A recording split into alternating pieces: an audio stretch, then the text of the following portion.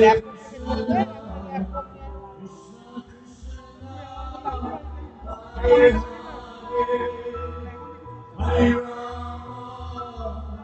কিন্তু আমি ওই সেটিং ঘুরাইলাম তো ফুল স্ক্রিন আসলো কিন্তু বাকিগুলো ঠিক করতে পারছি না বাকি কি অ্যাডজাস্ট করতে পারছি না কিছু ঠিক আছে খালি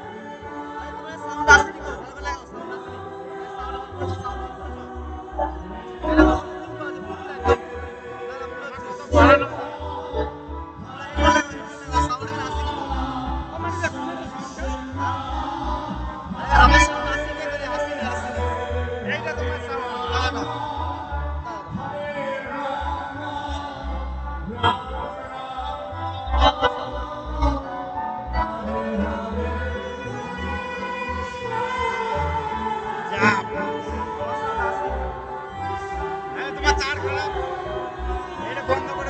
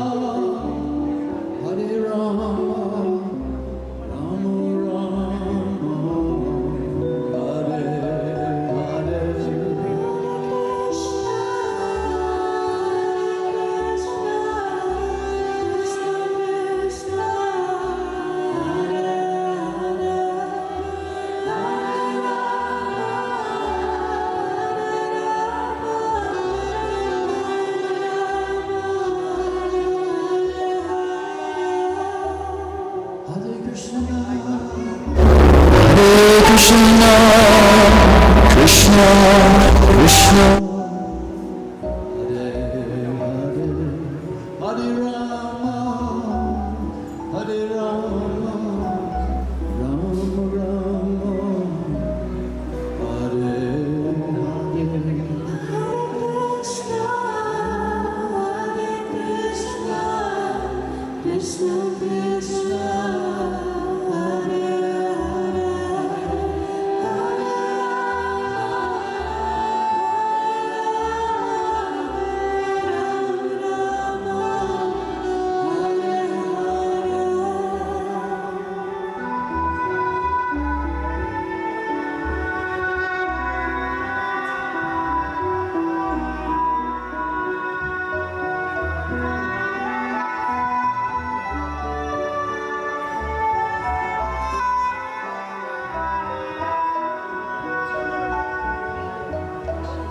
Hare Krishna, Hare Krishna, Krishna Krishna, Hare Hare, Hare Rama, Hare Rama, Rama Rama,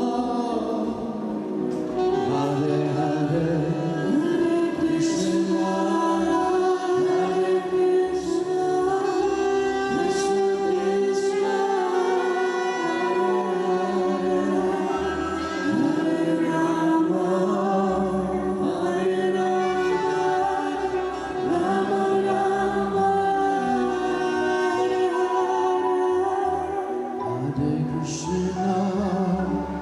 Hare Krishna, Krishna Krishna, Hare Hare, Hare Rama, Hare Rama, Rama Rama, Hare Hare, Hare Krishna, Hare Krishna, Krishna Krishna.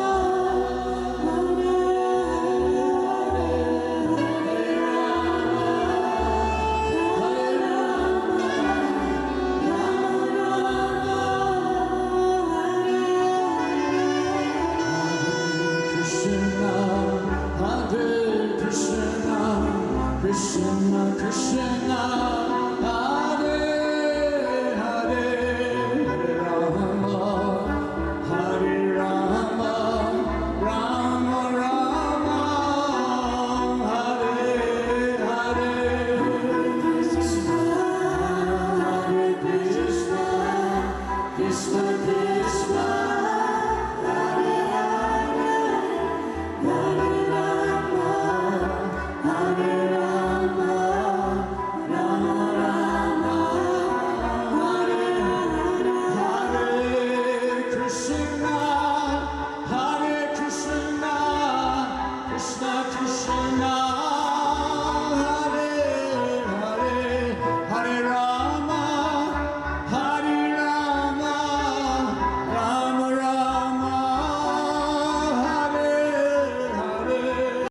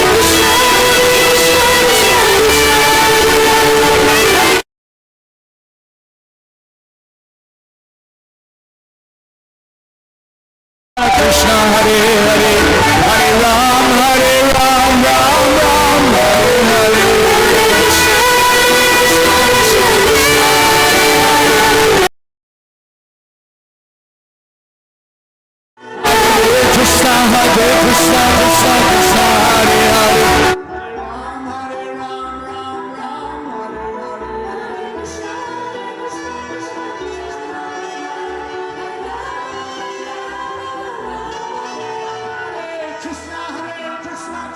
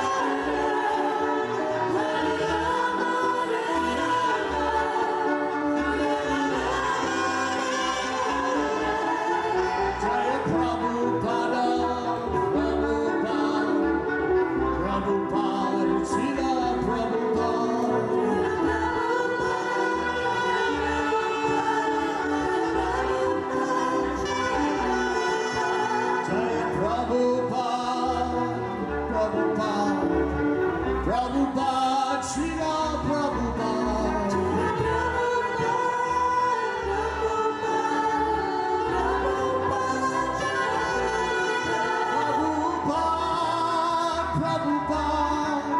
Prabhupada, Jai Prabhupada.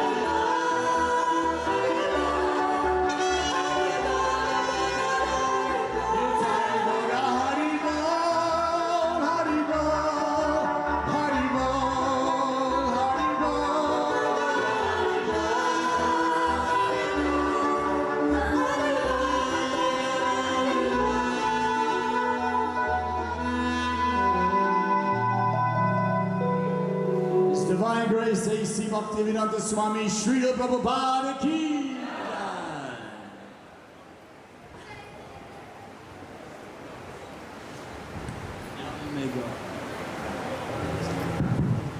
Hare Krishna.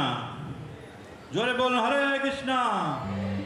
Jai. Thank you very much, His Great Jagannath Prabhu and the team, Hare Naam family of Mayapur. Thank you so much for your wonderful kirtan. So we're going to start after this wonderful kirtan, the Prabhupada Connect realizations to be shared by exalted Vaishnavas here. So we're going to hear from His Holiness Bhakti Vigyan Goswami Maharaj, His Grace Sarvajak Prabhu, and many more speakers to come about the 7 different purposes of the International Society for Krishna Consciousness founded by the founder Acharya A.C. Bhaktivedanta Swami Srila Prabhupada. Srila Prabhupada ki jai. So we're going to be a wonderful program where we will get the realizations from the experiences and realizations to be shared. A combined realizations of more than 250 years of service to Srila Prabhupada and ISKCON.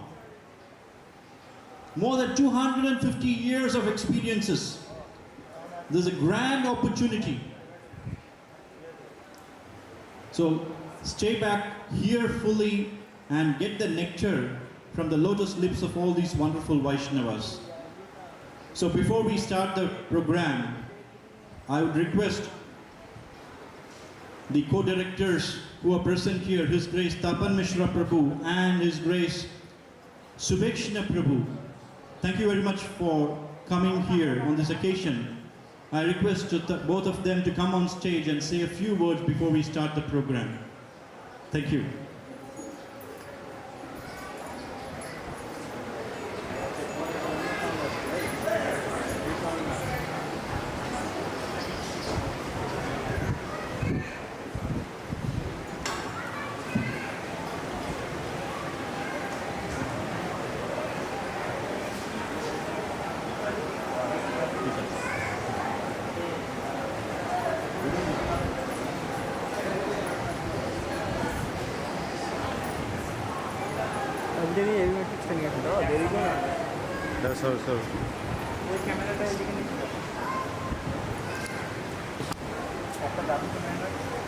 ঠিক আছে।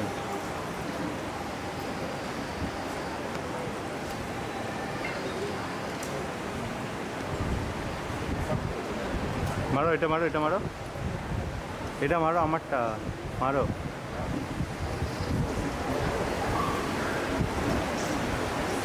Hare Krishna, Namo Vishnu Padaya Krishna Krishnaya Bhutle, Srimate Bhaktivedanta Swami Iti Namine, Namaste Saraswati Deve Gauravani Pracharine, Nirvishesha Shunyavadi, Pashtita Deshita. হ্যাঁ দাঁড়াও। Hare Krishna.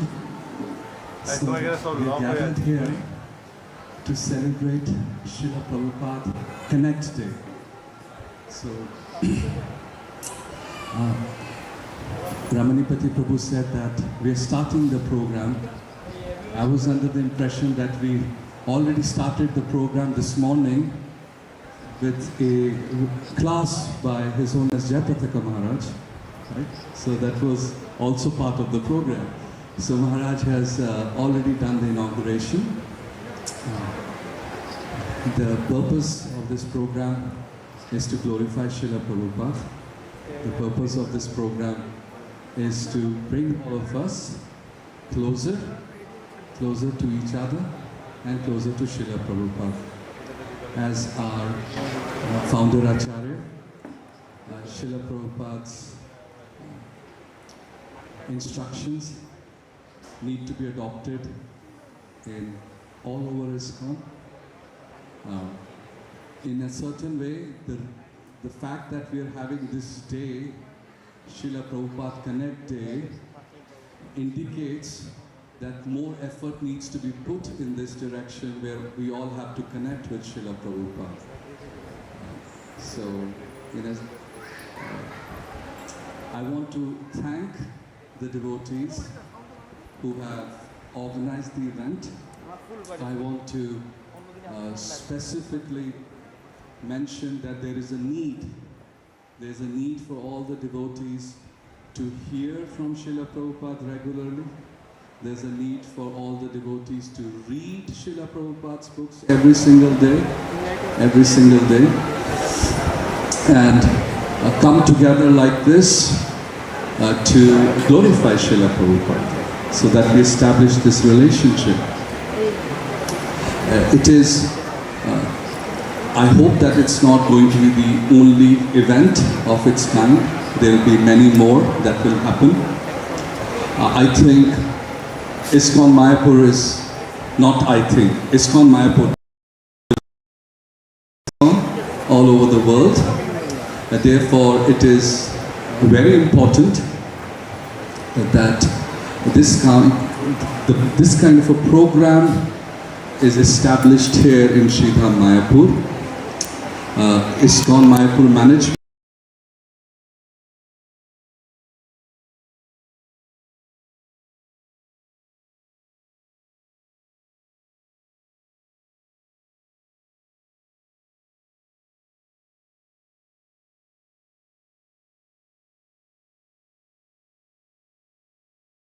express my gratitude to the organizers of this particular program, because it takes an effort to bring together devotees for this purification. In order, what you have ahead, it's a 3-day program. As Ramanipati Prabhu mentioned, there will be many speakers who will come and glorify Srila Prabhupada. I also feel very happy that there is a simultaneous translation organized in Russian, Bangla, so that all devotees can participate. I also feel very happy that this program is being broadcast by Mayapur TV all around the world, so other devotees outside can also benefit from it. I would like to bring this, my talk to a closure by simply stating that please do not leave this as a one-off event in our individual lives. Connecting with Srila Prabhupada, meditating on Srila Prabhupada's instructions should not be an event. It should be something that we do every single day. And in the end, I like to specifically thank Janmashtami Prabhu, His Grace Janmashtami Prabhu. Thank you, Prabhu, for your initiative. Despite several obstacles that come in any noble endeavor that you have persevered, to bring this together. And I hope that all the devotees in ISKCON Mayapur will benefit from it. Devotees from all the communities around ISKCON Mayapur will also use this as an opportunity to come together. Thank you. All glories to Srila Prabhupada. Hare Krishna. Hare Krishna. Thank you so much, Prabhu, for sharing your wonderful realizations about connecting with Srila Prabhupada. Very important ideas you have given. And most important thing is we should always be connected with Prabhupada. It should not be a one-off event. It's a very important point you have mentioned. Thank you very much for that. May I request Subhekshana Prabhu to say a few words now? Om Jnanatimirandasya Gyananjana Shalokaya Chakshuro Militani Yena Tasmai Shri Gurave Namaha. Jai Shri Krishna Chaitanya Prabhu Nityananda Shri Advaita Gadadhara Shrivasadi Gaura Bhakta Vrinda. Hare Krishna, Krishna Krishna, Hare Hare, Hare Rama, Rama Rama, Hare Hare. So I will take this opportunity to share with the devotees here a little bit about the background, about this specific event, Srila Prabhupada's Connect event that we are celebrating today. So, His Grace Jananivas Prabhu has received many instructions from personal instructions from Srila Prabhupada, and one of those instructions that he has taken to his heart is that there should be a festival in Mayapur every day, 365 days a year. There should be some festivity, some festival going on in Mayapur. So Krishna Chaitanya Prabhu, who has taken the responsibility of assisting Jananivas Prabhu as divisional head and head pujari now for Shishi Radha Madhava and Shishi Panchatattva, very often meditates and very often comes with ideas for various festivals.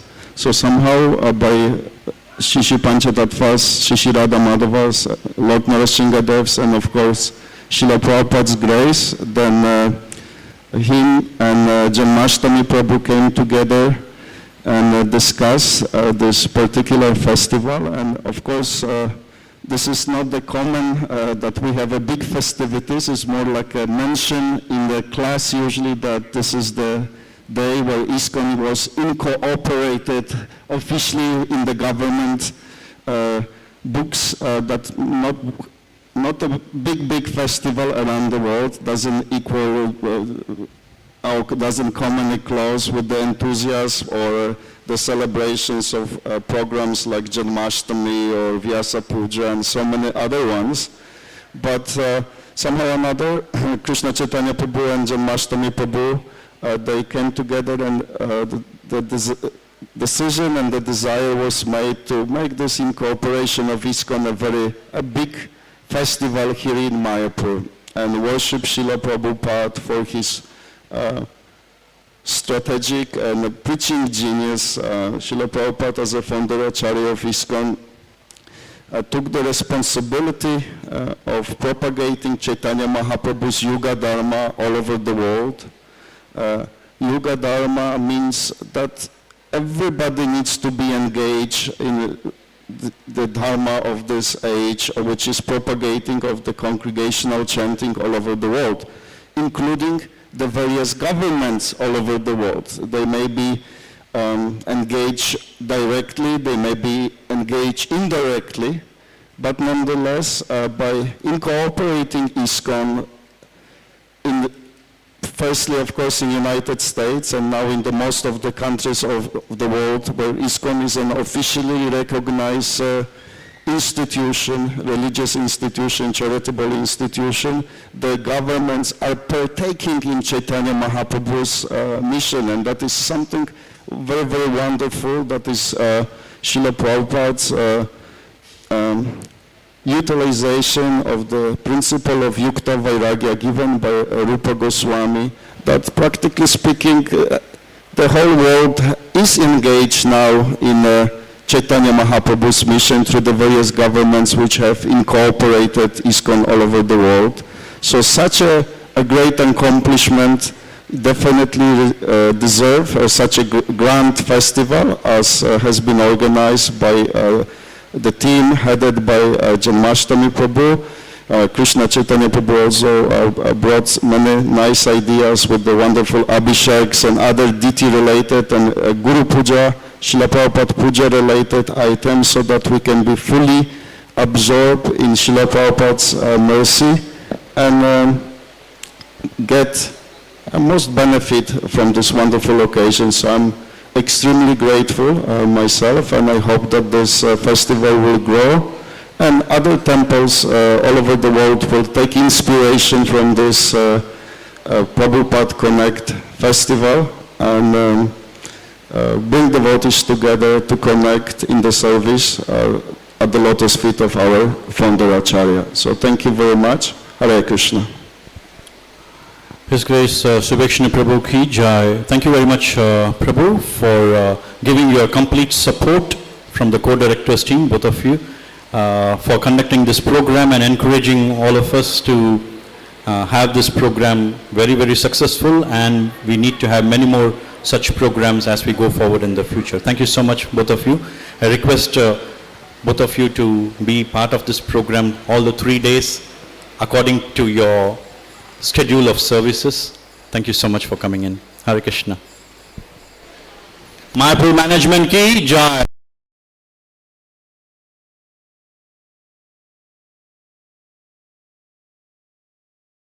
His Holiness Bhakti Vigyan Goswami Maharaj, His Grace Sarvadik Prabhu, His Grace Atul Krishna Prabhu, His Grace Jagannath Prabhu, His Holiness Bhakti Prachar Parivajak Swami Maharaj, His Holiness Bhakti Raga Swami Maharaj, His Grace Kripanidhi Prabhu, to please come on stage so that we can proceed with the program about the 7 purposes of ISKCON.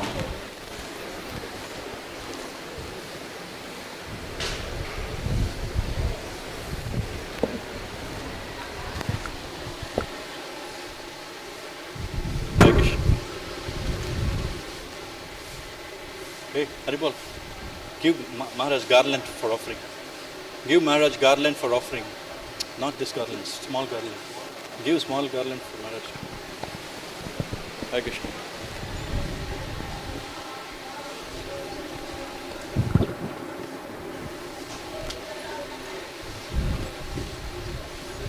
Hare Krishna.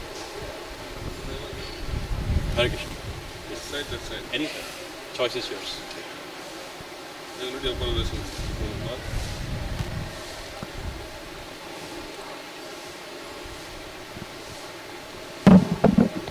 Maharaj, would you like to offer garland to Prabhupada? Please give each one. Would you like to offer a garland to Prabhupada?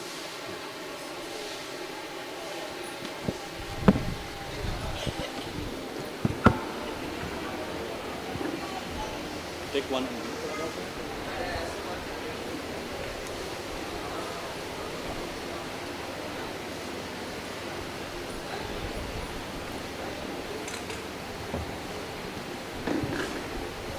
Please offer one garland. Offer one garland to Prabhupada.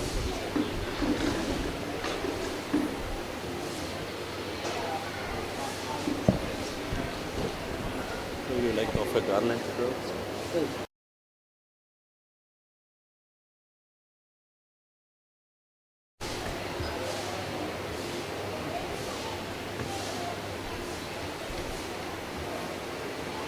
Shut up.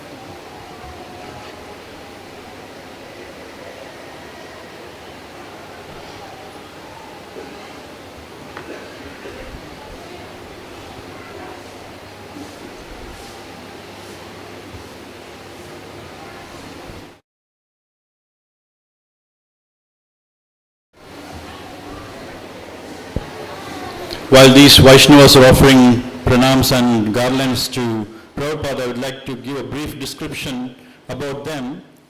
Most of you are already aware about them, but it would be nice to always know in detail some facts about these great Vaishnavas. His Holiness Bhakti Vigyan Goswami Maharaj, he joined in 1980 in Krishna consciousness. He has a PhD in molecular biology. He is a disciple of His Holiness Radha Swami Maharaj. He has been extensively preaching in Russia and is an initiating guru. So we have more than 44 years of realizations coming from His Holiness Bhakti Vigyan Goswami Maharaj. His Holiness Bhakti Vigyan Goswami Maharaj ki jai. He is going to speak about the first purpose of the International Society for Krishna Consciousness today. Next would be His Grace Sarvadik Prabhu. Sarvadik Prabhu is a senior disciple of Srila Prabhupada.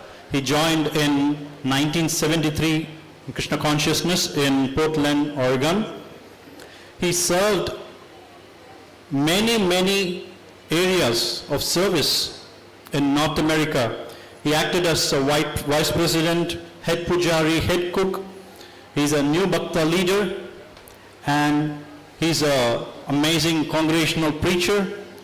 And he moved to Dham Mayapur around 2018, and he inspires a lot of youngsters in Dham Mayapur by preaching Krishna consciousness to them.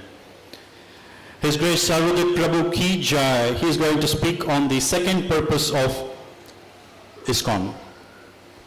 Third will be His Grace Atul Krishna Prabhu. Atul Krishna Prabhu joined ISKCON in 1985 in Melbourne. He is a very enthusiastic book distributor, a great, amazing kirtanier. He is very fluent in Bengali also. He has done preaching in Bangladesh for more than 4 years. And he is the chairman of ISKCON Board of Education under the Ministry of Education of ISKCON. And he is an amazing teacher. He is an amazing trainer of teachers. So he is going to speak about the third purpose of the International Society of Krishna Consciousness. His Grace Atul Krishna Prabhu ki jai. Then we have His Grace Jagannath Prabhu. Sometime before we heard wonderful, amazing kirtan here. He joined ISKCON movement in 1975 as a disciple of His Divine Grace A.C. Bhaktivedanta Swami Srila Prabhupada. He is known for his roaring and ecstatic kirtan. Hare Ram Sankirtan ki jai. That's my realization. So he has been in Mayapur. All the youngsters get attracted towards Jagannath Prabhu for his amazing kirtan. He deals with all the devotees very wonderfully. And he's going to speak about the fourth purpose of the International Society for Krishna Consciousness today. Then we have His Holiness Bhakti Prachar Parvajaka Swami Maharaj. He joined ISKCON in 1993. He is a qualified chartered accountant and a cost accountant. And he has held very responsible services in the management of ISKCON Mayapur. He acted as a general manager. He was one of the deputy directors. He was a vice chairman of the MAC, the Management Administrative Council, Mayapur Administrative Council, I beg your pardon. And currently he's the chairman of Bhagavat Mahavidyalaya near Govardhan in Vrindavan. And he's also a traveling preacher, and he's an amazing youth developing personality. He got his sannyas initiation from His Holiness Jayapatak Swami Guru Maharaj in 1922, and he has specifically come here to attend this. 2022. I'm sorry. Maharaj, my beg pardon. So, he's going to speak on the fifth purpose of the International Society for Krishna Consciousness today. Then we have Kripanidhi Prabhu. Kripanidhi Prabhu is probably joining very soon. He has joined in ISKCON in 1977, and he has done 3 decades of book distribution. And he has settled down in Mayapur now, and then he is taking care of some part of deity services and preaching services in Mayapur Dham. So these are the 7 personalities who are going to speak about the different purposes of ISKCON.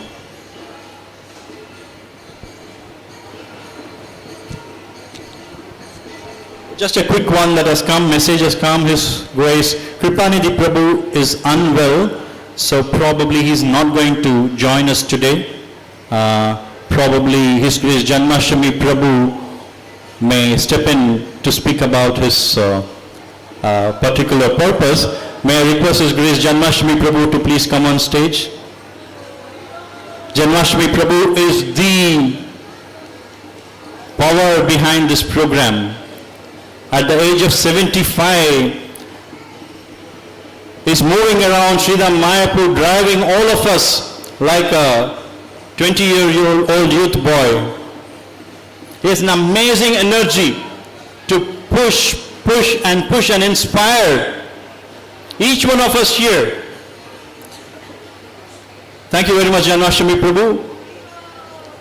You're going to speak about the 7th purpose of the International Society for Krishna Consciousness. Thank you very much. So, without wasting much time, I request His Holiness Bhakti Vigyan Goswami Maharaj to say a few words about the first purpose of the International Society for Krishna Consciousness.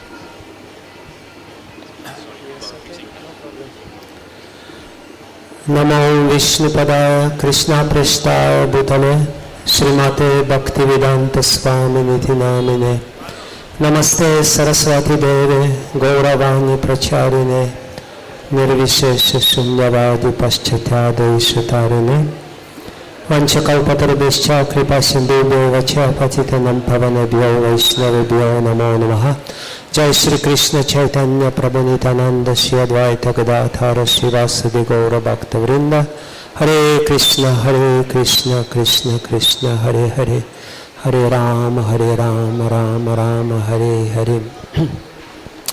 So I'm very grateful to Janmashtami Prabhu, Krishna Chaitanya Prabhu and other organizers of this festival for this idea to celebrate incorporation of ISKCON in New York, and in this way to reflect and meditate on how we are doing in regards of the purposes which Srila Prabhupada intended in his mind. There is no doubt about it that ISKCON is successful in many ways, but the real measuring stick of our success is not what we think is a success. We may think that success is many people, many this or many that, but the real measuring stick for success is how faithful we are to the purposes of ISKCON and how we are progressing in fulfilling these purposes. And I will make a controversial statement now, which is probably against the festivity spirit of this event, that if we are honest and sincere, and if we try to estimate the success of ISKCON by using these 7 purposes of ISKCON as the measurement of success, we will find out that we may not be that successful. Because Srila Prabhupada had a very big, huge idea in mind, and somehow or other, by the influence of eternal time, we are forgetting these big ideas. And instead of remaining a revolutionary movement which is supposed to change the course of human civilization, we are becoming one of the many religions. And that's why I have chosen to speak on the first purpose, because the first purpose, more than any other purpose, encapsulates this revolutionary idea of Srila Prabhupada and his grand idea. And we have to understand that Srila Prabhupada was not just a dreamer, he was a very practical man, and he knew what he was saying. Therefore, I wanted to repeat this first purpose of ISKCON, but instead of giving the formula which is there in every BTG and in our minds, I hope, I will first mention the different formulation of the same purpose which is taken from his League of Devotees prospectus. Srila Prabhupada has been thinking about his ideas of the worldwide movement for very long. And as early as in 1953, he already gave the whole sketch, actually much more detailed sketch of what his movement is supposed to do.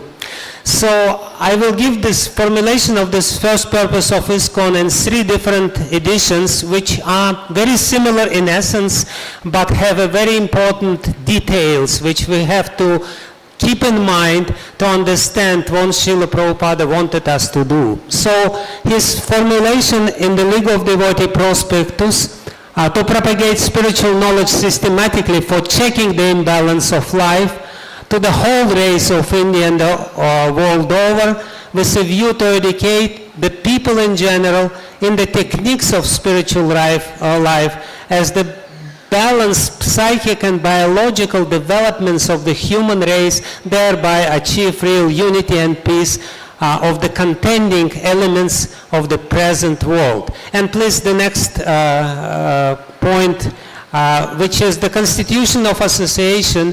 Srila Prabhupada personally typed this in 1966, just before the incorporation of ISKCON.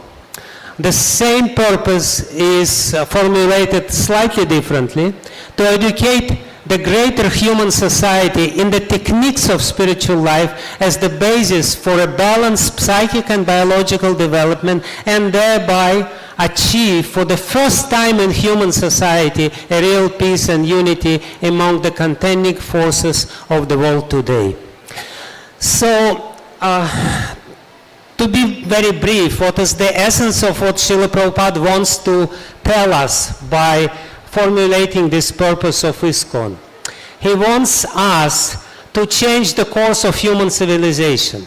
He wants us to bring the balance into the imbalanced life of the modern society. And he wants us, most important and most difficult, to bring peace among the contending forces of this world. You know, and that's why I had the audacity to say that we're failing. You know, we have so many different factions in our society and so many quarrels. And Prabhupada wanted us to establish peace among different contending forces in the world. So how we will do it if we cannot even make peace within our little society? It's a big challenge, and it's a very important task. And let's think a little bit about what Srila Prabhupada really wanted us to do. Was his claim little exaggerated, or did he really mean it? Of course, we as his followers definitely have to think that he means it. But what he means, how is it possible at all in Kali Yuga to achieve the balance, to eliminate all different quarrels, which is the age of quarrel, Kali Yuga, and what we should do and what we are failing to do by not really deeply thinking about the Prabhupada's idea. So what I want to say is that if we read very attentively the language of Srila Prabhupada, how he formulates this first purpose, we can very clearly understand that Srila Prabhupada wanted ISKCON to propagate the science of God. That was his phrase, which he repeated again and again and again. He said, Krishna consciousness is not yet another religion. if we take Krishna consciousness out of many among the religious, scene, which are fighting with each other, completely different approach and completely different idea and completely different, I would say, the force behind this. If we understand that Krishna consciousness is a science and not, as opposed to it, a dogmatic religion. When we take Krishna consciousness as a religion with its unverifiable dogmas, which we have to take blindly, and falsifiable dogmas as well, as any other religion propagates. Any other religion just, sticks to its dogmas. Then we will become one of the contending forces in the world. Then we will try to prove the superiority of our dogmas over the dogmas of other religions. And then we will compete with other religions for the constituencies, for the people, for resources, and then we will be accepted, as Subhakshana Prabhu said, gracefully accepted by the governments of the world as one of the religions. Not a big achievement. Not an achievement at all, because there are plenty of religions in this world. All these religions, they maybe improve a little bit here and there, but don't make real difference in the life of the civilization.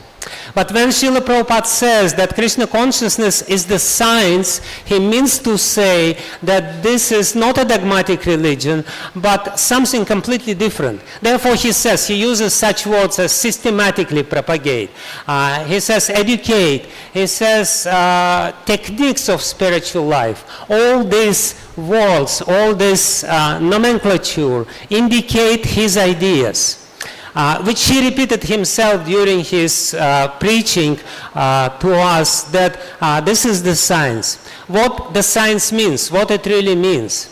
It really means that we have to understand it as a science ourselves, and not to cater the needs of other people. Srila Bhaktisiddhanta Saraswati Thakur Prabhupada, in his Putana essay, he says that the religion starts catering to the needs of other people, and other people exploit religion for their own interests.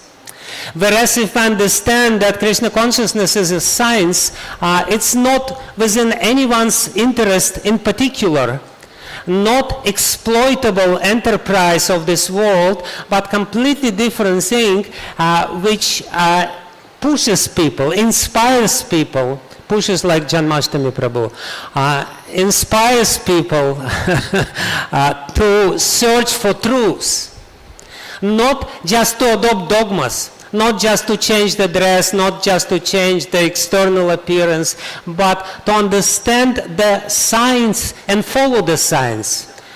Which basically means that not just to externally follow the externals of religion and external rituals of religion, but to go deeply and to change the heart.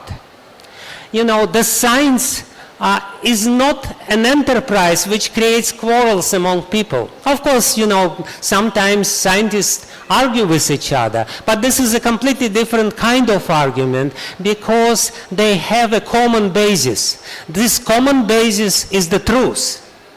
And the truth is not really arguable, And Prabhupada wanted us to really treat Krishna consciousness as a science, or as the way, as the scientific method to find the truth. The scientific method to understand the basic laws of nature and how it is all related to the Supreme Personality of Godhead. So what I mean to say is that our failure is that more and more we try to present Krishna consciousness as a religion, which is not bad in one sense, but which is definitely not good from having in mind this idea of Srila Prabhupada. He wanted us to become the spiritual scientists ourselves and stop quarreling with others. Stop denigrating other religions, stop saying this religion is wrong, this religion is wrong. No, they have partial truths. But for us to claim that we have the complete truth, we really have to follow this truth. We really have to be faithful to this truth, and we really have to find out this truth within our own experience. Not just be happy that somebody else in the past found out this truth. We really have to honestly and sincerely look inside and ask ourselves, am I really searching for truth, or am I just happy by following the rituals? Am I just happy by mechanically following all these things, hoping that in exchange of it I will get salvation? That's what normal quote-unquote religion is. You adopt certain rules and you follow these rules religiously, but in a very limited way. If we know that Krishna consciousness is the way to find the truth, then we will not limit ourselves of the certain rules and regulations. We will try to go deeper. Usually, when people give initiation vows, the first initiation vow, I promise to you to chant 16 rounds a day. And I usually ask when somebody promises this, and if you chant 17 rounds, you will break your promise, right? So, Srila Prabhupada formulated it at least 17 rounds, at least 16 rounds, but it means minimum. However, in our practice, this intended minimum becomes the maximum. It never becomes the real minimum, because real minimum is that we chant 32 rounds, 1 lakh, 2 lakhs, whatever it is, because we want to find the truth. If we are just followers of a religion, we don't want to find the truth. We just hope that Krishna will fulfill his promise, or Srila Prabhupada will fulfill his promise if we follow the minimum. It's a completely different approach, a completely different ball game if we understand that Krishna consciousness is a science. There are so many other differences which distinguish the science from religion. The religious approach from the scientific approach. But again, when we're seeing this purpose in mind, we have to understand this is what Prabhupada meant. And if we, when we become religious members, we become really, as it is said in Bible, neither cold nor hot. We become lukewarm. We become very mediocre. Whereas Prabhupada himself was never lukewarm. He was the fire. He was the storm, and he wanted to create the storm.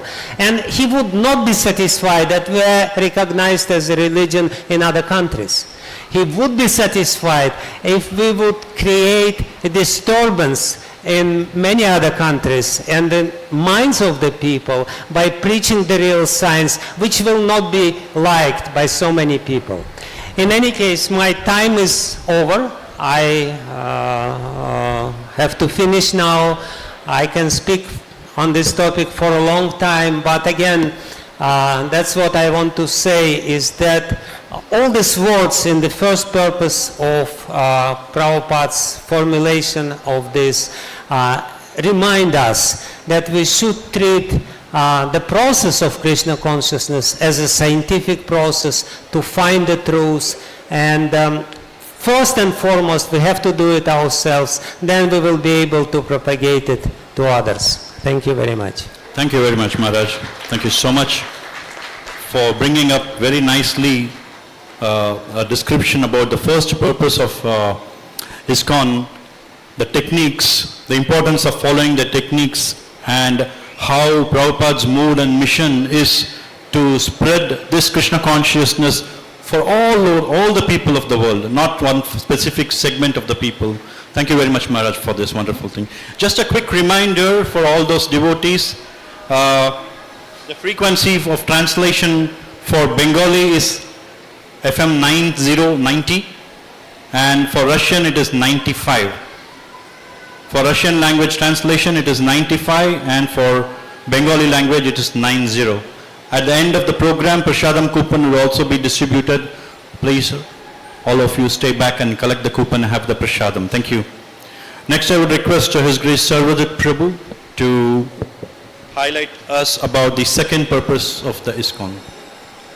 Nama Om Vishnu Padaya Krishna Prishtaya Bhutale Srimate Bhakti Vedanta Swami Niti Namane Namaste Saraswati Deve Gauravani Pracharane Nivishesha Shanyavadi Paschatyadesh Dharane Jai Shri Krishna Chaitanya Prabhu Nityananda Shri Advaita Gadadhar Shivasadi Gaur Bhaktavinda Hare Krishna Krishna Krishna Hare Hare Hare Ram, Ram Ram, Hare Hare.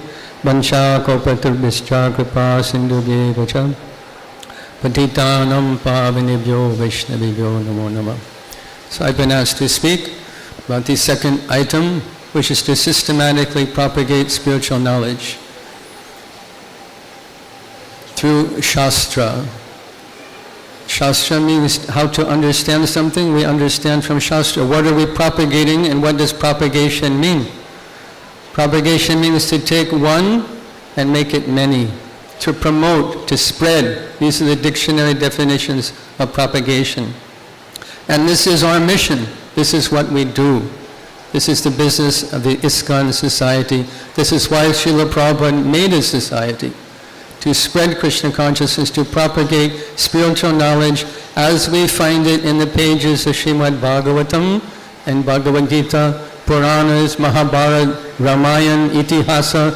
All Vedic literature is meant for the upliftment of spiritual society, of human society. Without that, what are we? We're simply animal society, polished animal society. Shastra calls it Dvipad Pashu, two-legged animal, walking on two legs but have no consciousness of their relationship with God. How do we understand that? Only through Shastra.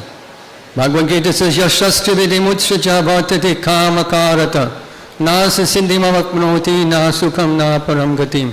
Without Shastra, without Bhagavad Gita and Bhagavatam, what are we? No perfection, nasa siddhim.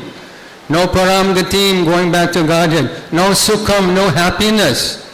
These Shastras are meant for our upliftment, for our realization. And without them, we're no better than animals. So this Bhagavatam in particular is meant for the upliftment of human society. Bhagavatam says, Krishna swadamo pagate dhamma gyanadi visaha kalo nashtu dishamesha paranoko donodita. That this Srimad Bhagavatam has arisen just like the sun after the disappearance of Lord Krishna to his own abode, accompanied by knowledge, religion, etc. Men in this dark age of Kali will get light from this Purana. So what is human life without the light of Shastra? We're no better than animals. This is the message we read in Shastra. Someone may say, well, this is circuitous logic. Shastra is true because Shastra says it's true. But how to understand the light of the sun? Only by the sun. The sun, we understand the sun by the sun's own light. How do we understand Shastra? By reading Shastra, by propagating Shastra, by teaching society. Because we are not just teachers, we are preachers. We can teach a message well and good. We teach the message. But we want to preach the message, and the difference is that we want people to join us. We want people to take up reading Shastra and to understand and live the pages of Shastra, not making opinion. How do we understand truth? By vote, by vox populi, by vote, by I think it could be, my opinion, your opinion, it could be like this, maybe. What is our authority to preach Krishna consciousness is Shastra. Maitreya uvacha, Vidura uvacha, Shri Shuka uvacha, Brahma uvacha, Shri Bhagavan uvacha. What does God himself say about himself? How to understand God? From himself. Who is the greatest authority on Krishna? Krishna. Who is the greatest authority on each and every one of you? Who knows more about you than your mother, than your wife or husband, than your children, than your parents? Who is the greatest authority on yourself? You. So who is the greatest authority on Krishna? Krishna. And how does he present himself? How do we know him? Bhagavatam says, Idam bhagavatam nama purana brahma samitam uttama shokacharikam chakara bhagavashi. This Bhagavatam is Brahma Samitam. Prabhupada translates Brahma Samitam as incarnation of Lord Krishna. Incarnation of the Lord in paper and ink, like we worship deity. Everyone knows the deity is made of brass, it is made of marble, it is made of wood. Are we worshippers of marble, of brass, of wood? We're worshippers of the Lord who appears in this form for the upliftment, for the deliverance of human society. And for the deliverance of human society, nishayasaya lokasya, danyam swastayanam mahat. This is all blissful, all perfect. This is Krishna himself incarnated in the pages of paper and ink for the welfare of human society, for upliftment of human society. To know who is God factually, to understand directly who is God. We see in this world, as Maharaj was saying, many different religions. Everybody has their idea. God is Nirvishesh Brahman, Nirakar Brahman, He's Jesus, He's Allah, He's Muhammad, He's Wahi Guru. This is all good to have religion, but what is scientific understanding of God from the mouth of God Himself? Sri Bhagavan Uvacha, this is Bhagavad Gita. This is Srimad Bhagavatam, Upanishads, Puranas, to understand directly. So how to propagate? What is our authority to propagate? Shastra. What authority do we have without Shastra? What will we say to people? It's our idea, it's our realization, it's our consensus of opinion. We present Shastra. Shastra is our only authority. To do what? To establish the chanting of the holy name, to establish tirthas, to establish temples, to establish a Varnashrama society. What is our authority? Only Shastra. Without that, we're simply another religious cult. So we propagate Shastra, we live Shastra, and we have to follow Shastra. This is also an important idea. If we don't practice what we preach, if we don't practice what is stated in the pages of our Shastra, then we're simply cheaters. We have to practice what we preach, and then people will also follow. So this is our principle, Shastra Vidhi, to understand, to uplift ourselves, to become perfect, to become self-realized, and at the end, yadgatva ninivartante tadama paramam mama, to go back home, back to Godhead, following the principles of Shastra. Thank you very much. Srila Prabhupada ki jai. Hare Krishna Prabhu, thank you very much for highlighting the authenticity, the authority of all the propagation of Krishna consciousness lies in Srimad Bhagavad Gita and Srimad Bhagavatam. Very wonderfully presented. Thank you very much, Prabhu. Next, I would like to request His Grace Atul Krishna Prabhu to speak about the third purpose of ISKCON.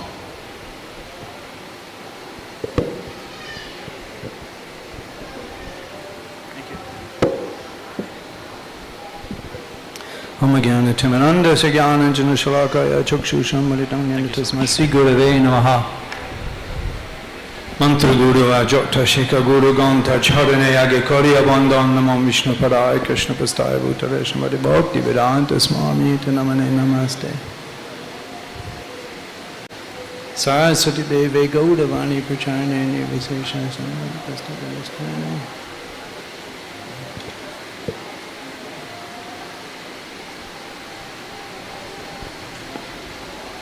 Can you show us the purpose? Just pick the slide, move it.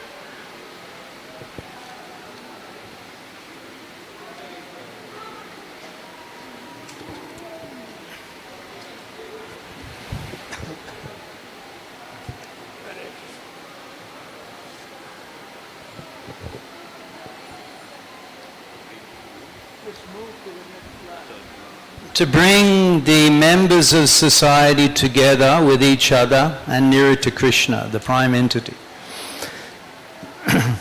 Talk about bringing the members of the society together. What an event today. In such a place. Sarva Tirtha Brahmaya. Even if you visit all of the holy places, Taitika Jahapai, what you get, Navadip Shardane, just by remembering Navadip, Shailab Shastraga. You get that result just by remembering Navadip. And even today, just coming to this event, Navadip Bromite, if you walk in Navadip, Jai Pode Pode Pai, with every step, Koti Ashvamedha Pol, 10 million Ashvamedha Yagyas, Sarva Shastraga, just by coming to this event. What pious credits we've accumulated in such exalted association to be discussing Srila Prabhupada's mission here on the banks of Mahaganga in Navadip Dham. What a fortune I have received today. Thank you for that. To bring the members of society together with each other, just keep it there, or you can just go to them all and leave it there. Go to number 6 and leave it. Yeah, just leave it there for the whole presentation. To bring the members of the society together with each other, look at Navadip Dham. Our society, our spiritual community here in Navadip, you can go to a different home every evening and join in kirtan. And they advertise, there's a chat which shows you where the different kirtans are on.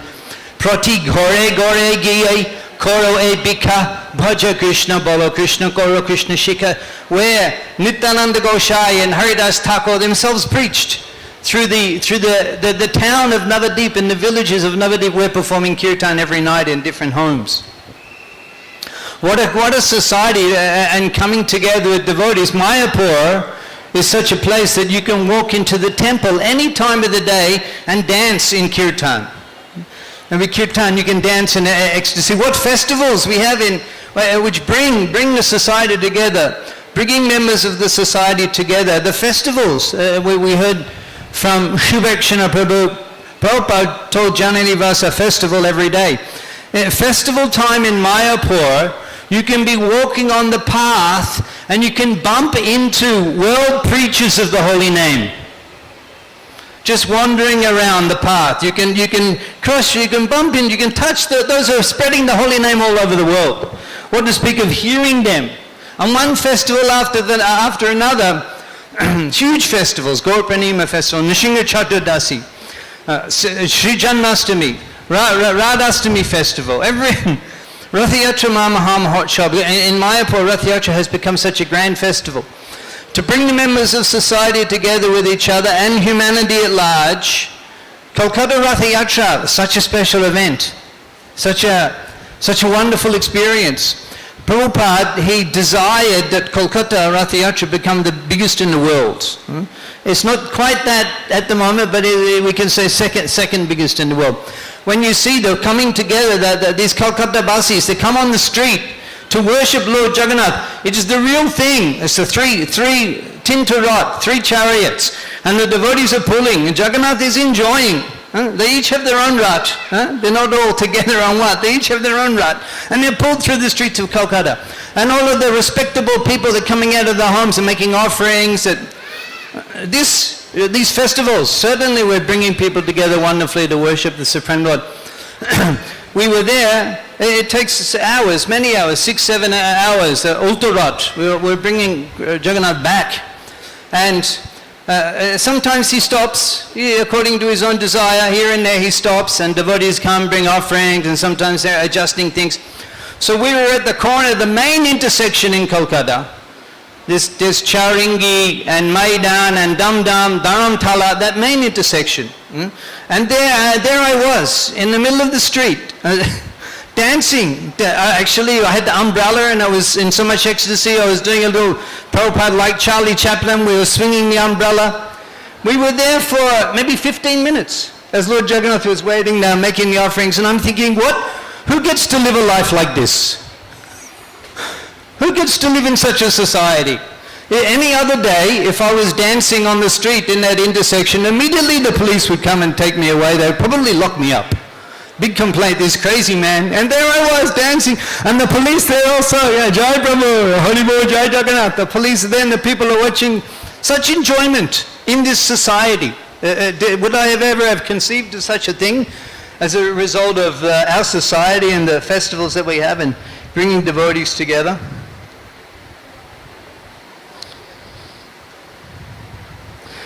His Holiness Jayapataka Swami Maharaj, he was there every evening on the stage.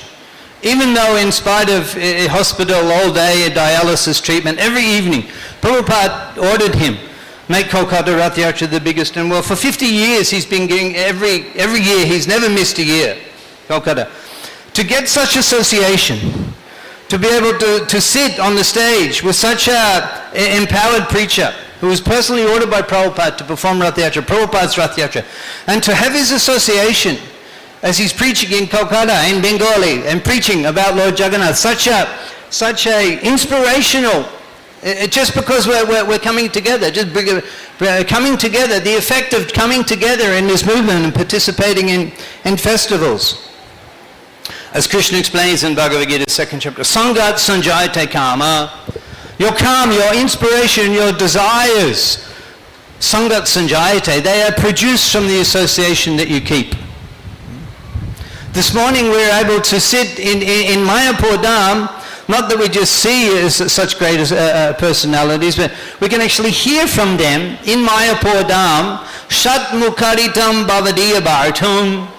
Bhavadiya Bhartam, descriptions and discussions about you, Sat Mukaritam, from the lips of the Sat, from the lips of the saints, who have given their life for 50 years, 55 years as a sannyasi preaching, and we can sit in Navadip Dham and hear him reveal his heart. Guya Makyati Prichati, the effect of this association is so powerful. Yai Prayaso, as a result of this coming together and associating with it, Yai Prayaso, this effort, Ajita Ajito, the unconquerable becomes conquered. Api Asita Lokam, even though he's not able to be conquered by any other means. When I think it was first visit to the temple, this association, this bringing people together to associate with themselves. I think it was the first time I visited ISKCON temple. Maybe it was 1983, 1984 in Melbourne. And there was a Sunday feast program. I sat, I listened to the program, and then at the end, just where we were sitting in the temple room to hear the class, where we were sitting, the devotees, they came and they put the prasadam for the feast, they put it down in front of us. Actually, they were passing that prasadam plate by plate, plate by plate, and one devotee to the next. And then the temple president, he was the last one, and he would take that plate and he would put that plate in front of the guest. When they did that, when the temple president, he put that plate of prasadam in front of me, it touched my heart. It touched my heart. I never remember, I never had an experience in my life before that where somebody had selfless love for me. They put that, and the prasadam wasn't just like a little token, it was a full plate of prasadam. It touched my life.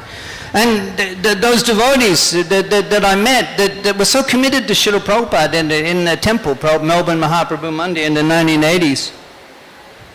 When I met those people, I didn't meet Srila Prabhupada, but we met those devotees that were so committed to the mission of Srila Prabhupada. How can I not change you? How can I not change you? They're so committed, getting up in the middle of the night, chanting on the street all day, being insulted, being arrested, and they're not even paid. And they're in ecstasy. I mean, when you meet people like that, it's so... Koti Gyani Modde Hoi Ekjon Mukto. Out of 10 million Gyanis, you find actually a liberated soul. Ekjon Mukto. Koti Mukto Modde Dulabe Krishna Bhakta. And out of 10 million actual liberated souls, it's rare to find a devotee of Krishna. What good fortune Prabhupada is giving all of us by creating this society whereby we can actually associate with such people who are actually spiritual. They're saints. And just by Labamatra Sadhu Sangha, a moment's association, Sarva Siddhi Hoy. What to speak of the extensive association, day after day we're able to associate with such great souls. I mean, Mayapur is such an ideal example of this purpose. Come together, the devotees from all over the world come together, affect each other by sharing, by giving association, taking association. Guya Makati Prichadi we're doing now, and the association of so many advanced devotees. And the people, sometimes you see them in the class in the morning, a Bengali class. The speaker is sitting on Bhyasasan, And devotees will say, one family will come, they have their luggage, their luggage they're carrying with them everywhere. They're standing there, they're watching the speaker, they're watching the devotees, they're like a witness. They're just walking past and they're witnessing. These people from all over the world are coming and associating and talking about Krishna in Navadeva. That's what this movement's for. Prabhupada says in the Nectar Devotion, Nectar of Instruction, the International Society for Krishna Consciousness has been established to facilitate these 6 kinds of loving exchanges between the devotees. Sri Shachinandan Vishamba, Sri Navadip Chandra. Actually, he desired the association. He desired this. That's why he appears in the Panchatattva with his associates. Gaurangeru Shangi Gane Nitashidha Korimane. He appears with his eternal associates to enjoy with them distributing the love of Godhead.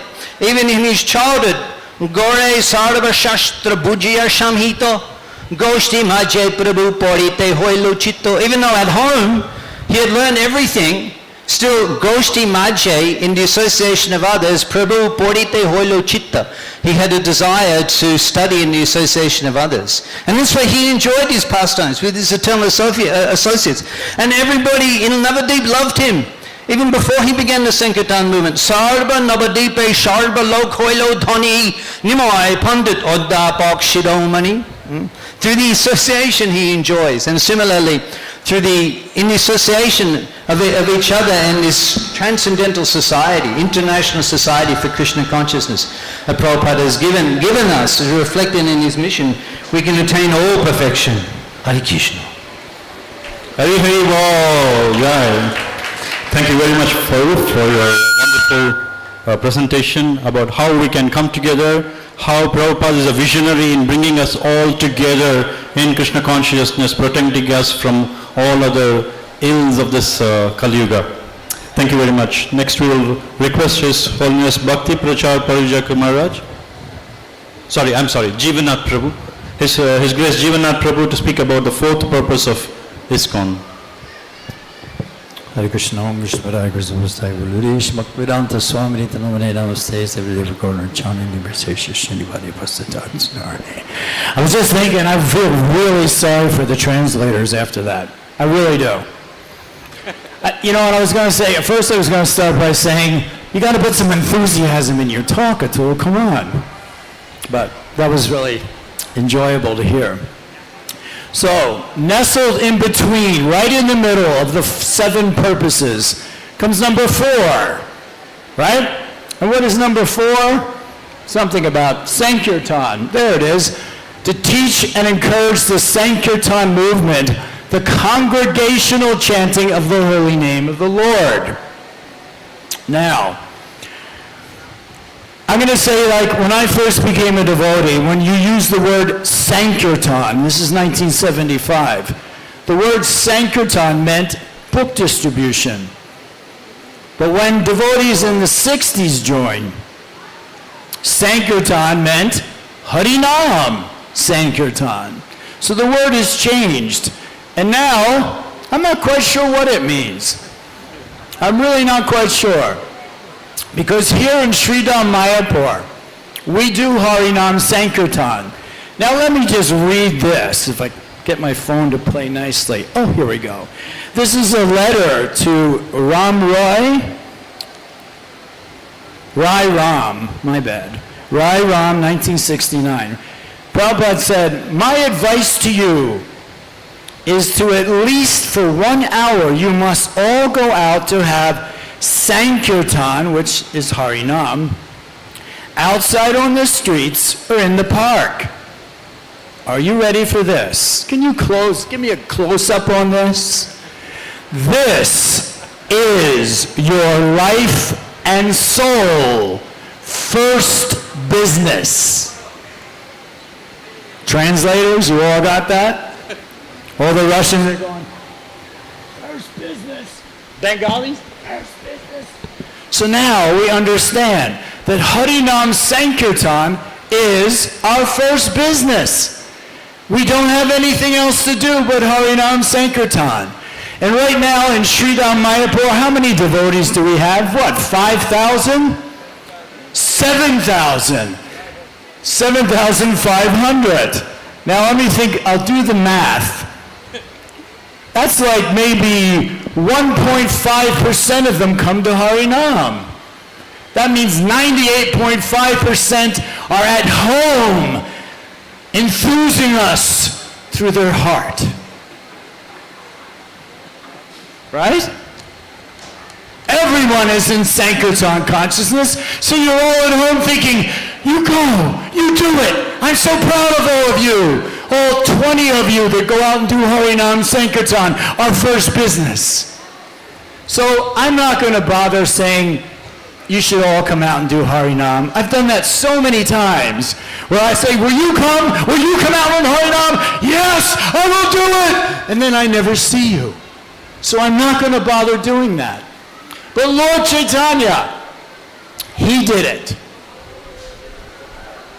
You hear that? Lord Chaitanya did Harinam Sankirtan. That doesn't mean that if you are a pundit, you're very smart, you don't do Harinam. Because that's for the guys who are like, yeah, I'll chant. That's what I'll do. I can't do anything else, so I'll chant Hare Krishna out on the street. Well, I'll tell you, in our Harinam party, we have some of the best class givers in all of Mayapur, myself excluded. But there are some very, very intelligent people who understand that you should do Harinam Sankirtan. Right? Gurukula boys, I never see you on Harinam. Don't get into some bad habits. Correct? Everybody else, people walk by Harinam Sankirtan. Now this is the really scary part. People walk by Harinam Sankirtan and go like this. And I'm not talking about guests. The guests love it. The guests love it. It's the devotees.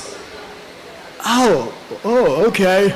I mean, I got stuff to do, you know. I got the dishes. I got to go home and do my laundry. There's just so much to do. I don't have time to chant Hare Krishna. Well, guess what? It's our life and soul, everybody. You chant Hare Krishna. You take chanting Hare Krishna out of this Hare Krishna movement. What do you got? That's what you got. Dead air. Put Hare Krishna as a priority. Chanting Hare Krishna. Chanting japa. Make it a priority. Good japa. Listening to everything you say. Don't just chant because, well, how many do we have to do? What did you say, Maharaj? 16? Oh, I guarantee you I'll do 16 rounds. Done! Woo! Get rid of that bead bag. No. Enjoy your relationship with the Lord. Hare Krishna. What did you say? Hare Krishna.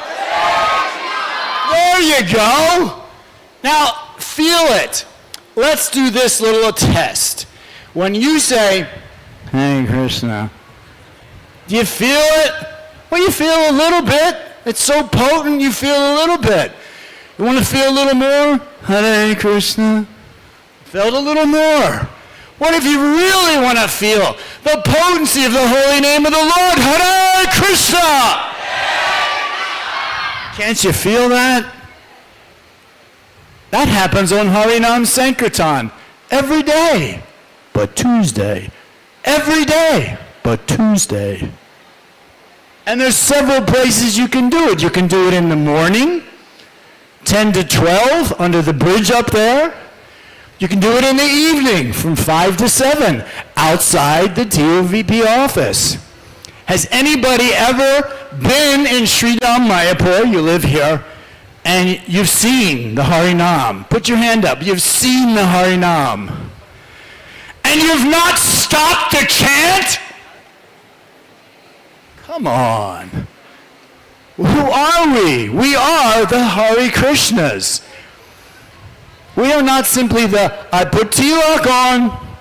That's enough. I'm wearing a dhoti. Can't ask for much more than that. And I have a bead bag somewhere. We chant at least 16 rounds of this Hare Krishna mantra. That is the foundation for the whole day. Chant good rounds. Oh, by the way, we chant in Radha Madhava's courtyard every morning. But it's really early. We start at like 5:30 in the morning, which to somebody who's staying up late is like super early, but to those devotees that want to taste the nectar of the holy name, come join. I don't know, but watch this. Come join. Come join. Ooh. Come join. I've never asked. He comes every day. I've asked you. You must come now. Everyone notice? Nod the head again, Maharaj. There. See? He's coming. He will come. Will you come once? He will come? Maharaj? Yeah. Maharaj? Yes. Okay, anytime before 7 will do. Okay? Do I need to say anything else? We're all committed, Sarvadrik? Come to his house. Is the couch big enough for all of us? Okay. So all we want to do is understand the importance of this chanting of Hare Krishna. Let's not minimize it. Let's keep it the most important thing in our life. It's why we are devotees.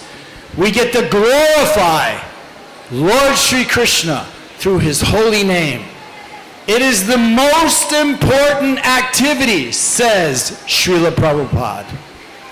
Don't minimize it. Relish it. Grasp it. Get as much of this chanting as you possibly can. So I've invited you all to different activities. Please take advantage of that. You're in Mayapur, the birthplace of the Sankirtan movement. Get the mercy of Sri Sri Panchatattva. Come chant Hare Krishna. At least, now this is the bare minimum. When you see the Harinam here in Sri Dham Mayapur, stop, chant 3 mantras. 3 mantra minimum. How many mantras are you going to chant with us? There's a 3 mantra minimum. And then go on your merry way. 1, 2, oh, it's killing me. 3, I did it! I'm out of here. All you gotta do. That's all you gotta do. 3 mantra minimum, and you have done your quota for the day. 16 round minimum, you've done your quota for the day. 3 mantra minimum on Harinam, you've done your quota for the day. So please, everyone, let's all chant together. Let's feel this energy. So I'm not just saying it's words, it's for real. Hare Krishna! Hare! See what I mean? That's like 50% of people are like, well, you know, he's doing it, but I'm not going to do it. No, do it. Why not? Put a little energy into it. Hare Krishna. Hare! You're still not very loud. I'm sorry. Should I speak slower so it translates? You're not very loud. Put some energy into this chanting and you will get the energy back. Krishna is so full of energy. It's overflowing, but you gotta get it. You ready? Hare Krishna! Hare Krishna! Krishna Krishna! Hare Hare! Hare Hare.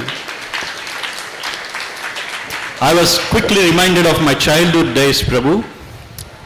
So my mother used to wake me up at 6 o'clock in the morning, and then I'll pull my rug on top of me and then further continue to sleep.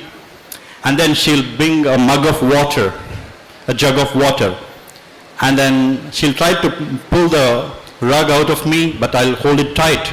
And then she'll somehow pull it and then pour the water on me. Still I'll try to continue to sleep.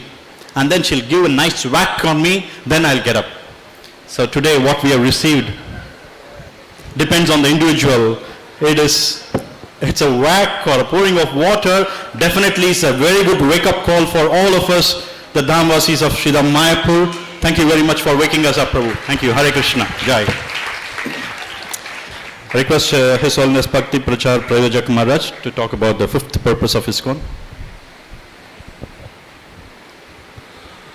Om Jnanatimirandasya Jnananjanasalakaya Chakshurunmilitam Jena Tasmai Sri Gurave Namaha Namo Vishnupadaya Krishna Prasthaya Bhutale Srimate Bhaktivedanta Swaminiti Namine Namaste Saraswati Deve Gauravani Pracharine Nirvishesha Sunnavadi Paschatya Deshatarine Vancha Kalpataru Brasya Kripa Sindhubha Evacha Patitanang Pavanebho Vaishnavebho Namo Namaha Jai Shri Krishna Chaitanya Prabhu Nityananda Shri Advaita Gadadhar Shiva Sadi Gaura Bhakta Vrinda Hare Krishna Krishna Krishna Hare Hare Hare Rama Rama Rama Hare Hare Mukam Karati Vachalam Pangulangayati Giring Yat Kripatamaham Bande Sri Gurung Dinatarinam Paramananda Madhavam Sri Chaitanya Iswaram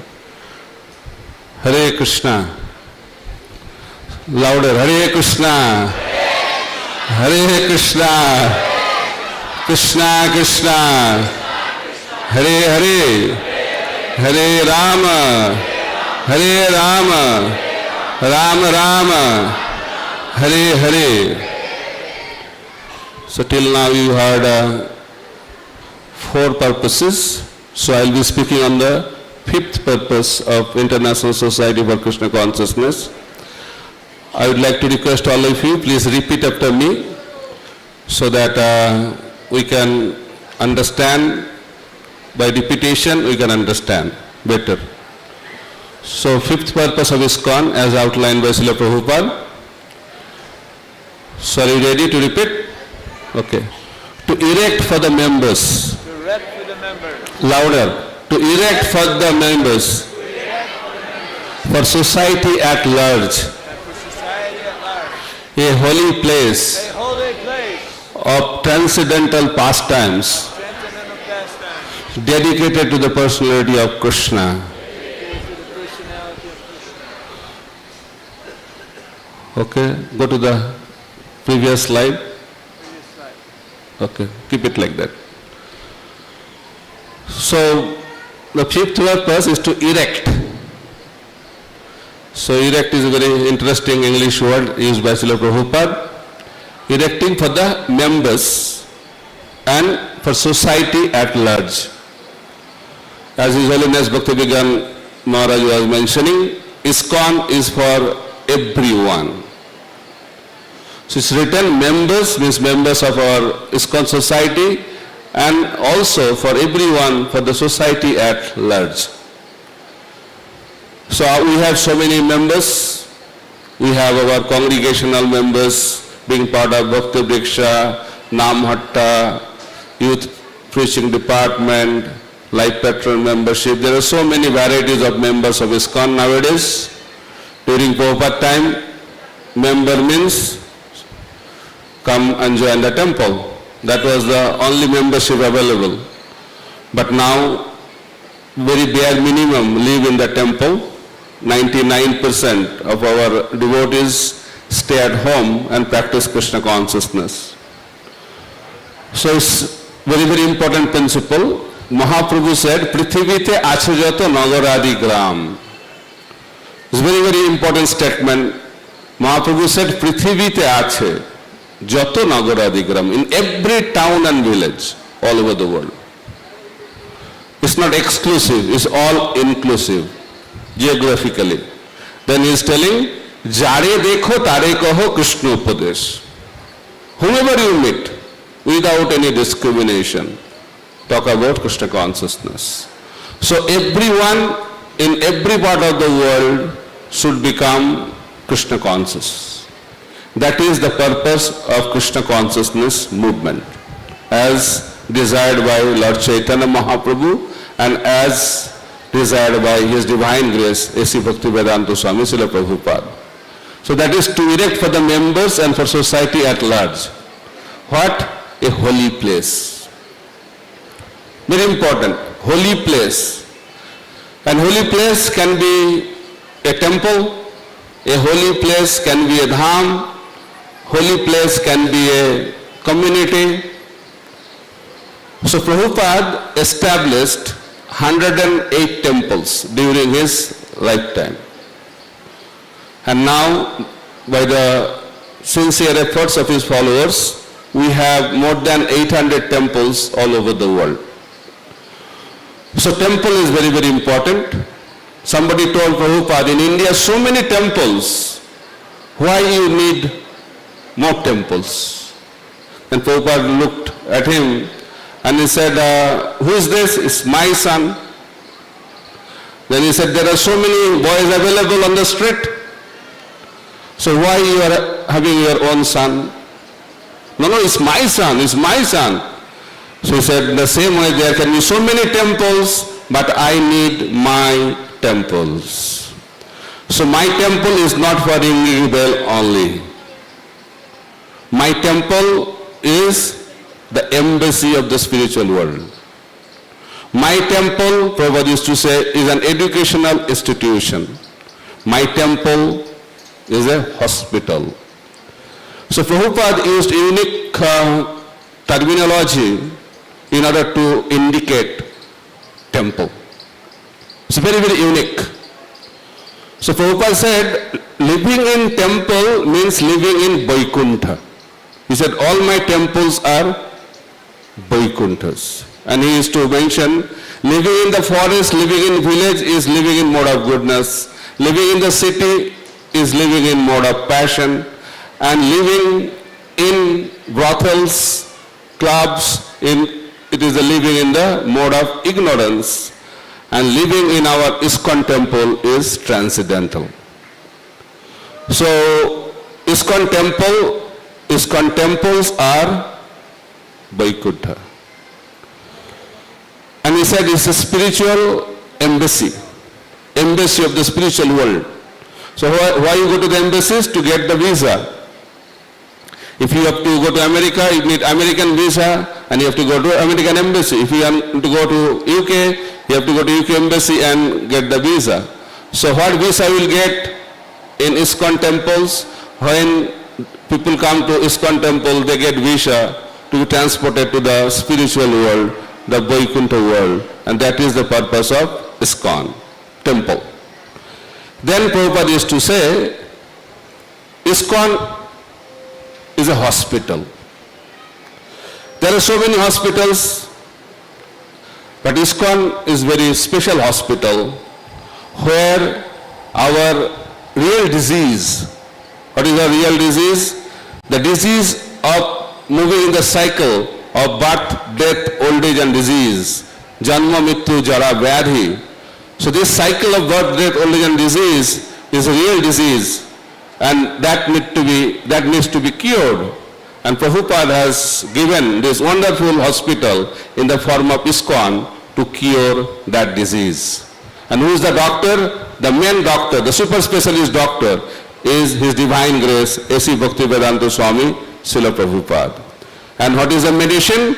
Mahaprabhu brought that medicine. Medicine is the holy name of the Lord. Hare Krishna, Krishna Krishna, Hare Hare, Hare Ram, Ram Ram, Hare Hare. And Prabhupada also mentioned temple means an educational institution. So what is education? Mahaprabhu asked Ramananda Rai, प्रभु कहे कौन विद्या विद्या मध्य सार राय कहे कृष्ण भक्ति बिना विद्या नहीं यार. So Mahaprabhu asked, what is the education? What is the essence of all education? And Rai Ramananda said, Krishna bhakti bina vidya nahi yaar. Essence of all education is Krishna bhakti. So there are so many institutions available to give us jaro vidya, material education. And Prabhupada mentions there are 3 more levels of education above jaro vidya. And above Jara Vidya is Brahma Vidya. Then above Brahma Vidya is Vishnu Bhakti. And above Vishnu Bhakti is Krishna Bhakti. So ISKCON has been established by His Divine Grace Sri Bhaktivedanta Swami Srila Prabhupada to educate us in the usual temple. It's a very exceptional institution and temple which is like a spiritual embassy, hospital or spiritual educational institution. Then holy place also means Dham. Prabhupada said, I did not have a desire to come back to India. I was so busy and successful in preaching Krishna consciousness in the Western countries. But I had to come back because of Mayapur and Vrindavan. So Prabhupada wanted to give Mayapur and Vrindavan to the whole world. And Prabhupada said, Vrindavan is my home and Mayapur is my place of worship. And he also declared Mayapur to be the spiritual headquarters of our International Society for Krishna Consciousness. And when he had only 5 devotees, having a small grass hut, he declared that a beautiful temple will come up with a Vedic city with 50,000 devotees staying in this wonderful holy city of Mayapur. And that time it was very surprising and shocking to the devotees. That small village, small tract of land in that small village of Bengal, international headquarters. But Prabhupada could see what we could not see. And Prabhupada envisioned that, and now we have 700 acres of land getting ready to manifest that Vedic city. And that number 5 has become almost 10,000 devotees staying at Dham Mayapur to manifest the desire of Srila Prabhupada.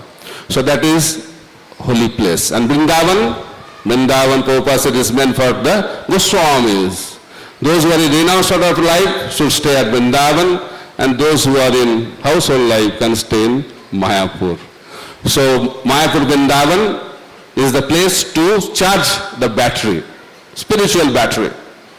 So one devotee gave the idea, Prabhupada, coming to Mayapur, going to Mayapur every year costs a lot of money.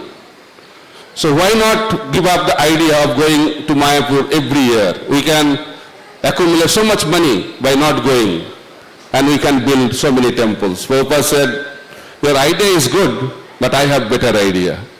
You spend so much money on eating. If you stop eating, you can accumulate much more money than that, and by that we can build so many other temples. So Prabhupada gave a lot of importance to come to Mayapur and Vrindavan.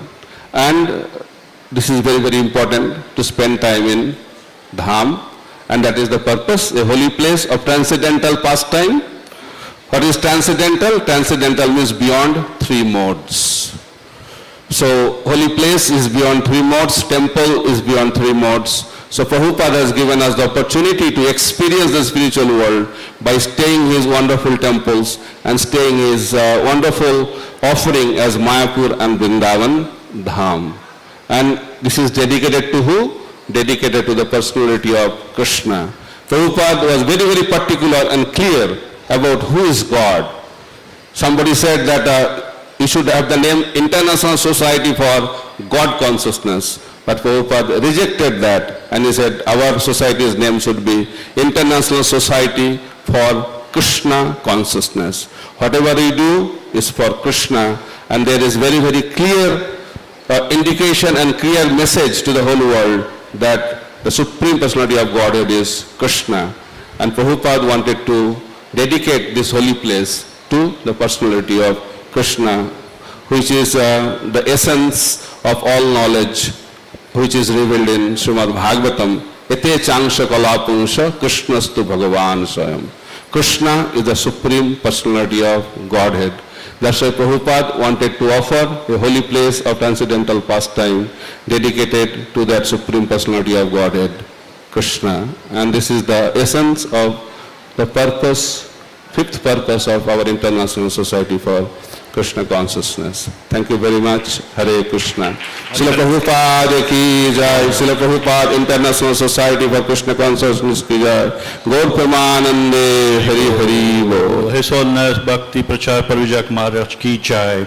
Thank you, Maharaj, for highlighting the definition for the holy place, an educational institution which teaches Krishna consciousness, a hospital which provides the medicine of Harinama Sankirtan, and it provides a place, it's none other than a Vaikuntha planet. Thank you very much for highlighting this, Maharaj. I request His Holiness Bhakti Raga Swami Maharaj to speak about the sixth purpose of ISKCON. Hare Krishna.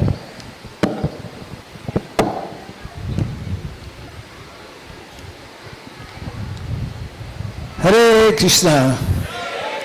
Jai Srila Prabhupada ki. Om Ajnanatimidandasya Gananjana Shalakaya Chakshurmilitam Jena Tasmai Sri Gurave Namaha. So, just very briefly, I'm very much honored to be here and thankful to all the devotees who organized this very important event. Yeah, these 7 purposes, as formulated and given to us by our founder Acharya, really need to be meditated upon, not only once a year, but actually practically every day. This 6th purpose reads as follows: to bring the members closer together for the purpose of teaching a simple, more natural way of life. Of course, this can be taken and should be taken also in a general way. We should all be simplifying our lives. We should be more natural in how we live.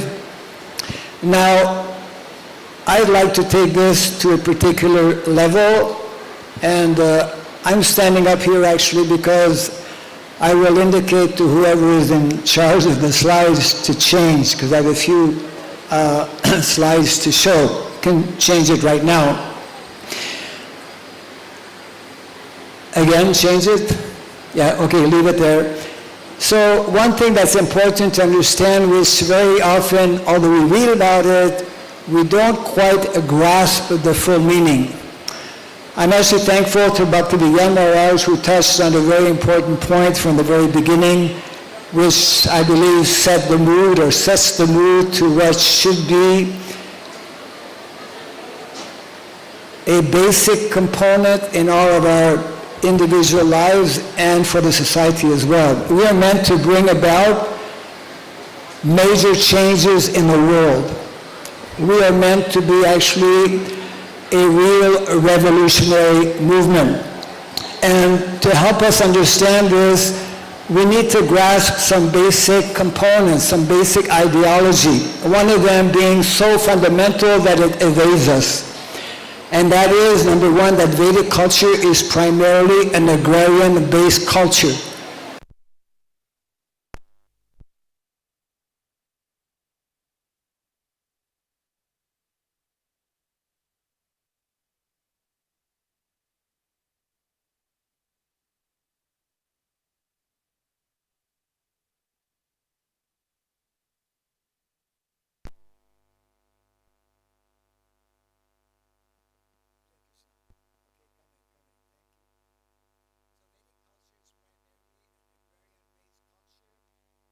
Agrarian, for those, Hare Krishna, who may not know, means connected with the land. And in the Vedic culture, it is also a cow-based culture. Keeping Vrindavan in mind. Now, I want to just very briefly give an overview of Srila Prabhupada's vision, which started not only in 1953 when he penned down the League of Devotees, but actually in 1949, which was reflected actually, for us to understand what Prabhupada thought, what Prabhupada planned, what Prabhupada envisioned, we have to go through the different stages of his life where he put it down on paper. And it actually begins 1949, even before that actually, 1944, when he started his Back to Godhead magazine. There are 4 stages or 4 phases that Prabhupada coined as 4 movements, which are, to me, fundamental, and I strongly feel should also be fundamental and essential for every single devotee in our ISKCON society to understand what is actually Prabhupada's vision. Unless we understand what is the vision of our spiritual master, our founder Acharya, we will miss out on his mission. Vision and mission interconnected. Next slide. There are 4 stages. Okay, stop there. The first one, Hare, Sankirtan, is connected actually with the holy name and books. And Prabhupada formulated this way back in 1949, and it's nicely repeated also in his essay on Gita Nagari.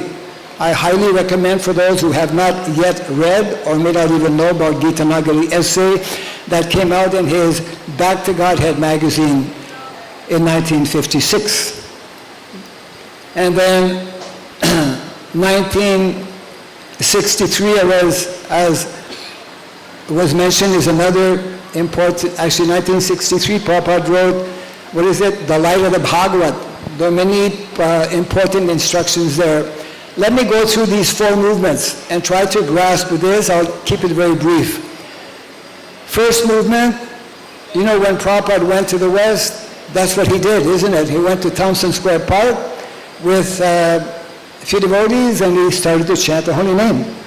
Second, temple worship movement. Naturally, Prabhupada established his first temple in New York and then other temples in America and Canada, and the rest is history. Once you attract people by chanting a holy name or by distributing books, naturally they want to come to some place. And that place is meant to be a temple, to introduce them to Krishna. Number 3, spiritual initiation movement. These are the exact names given by Srila Prabhupada. I didn't make this up.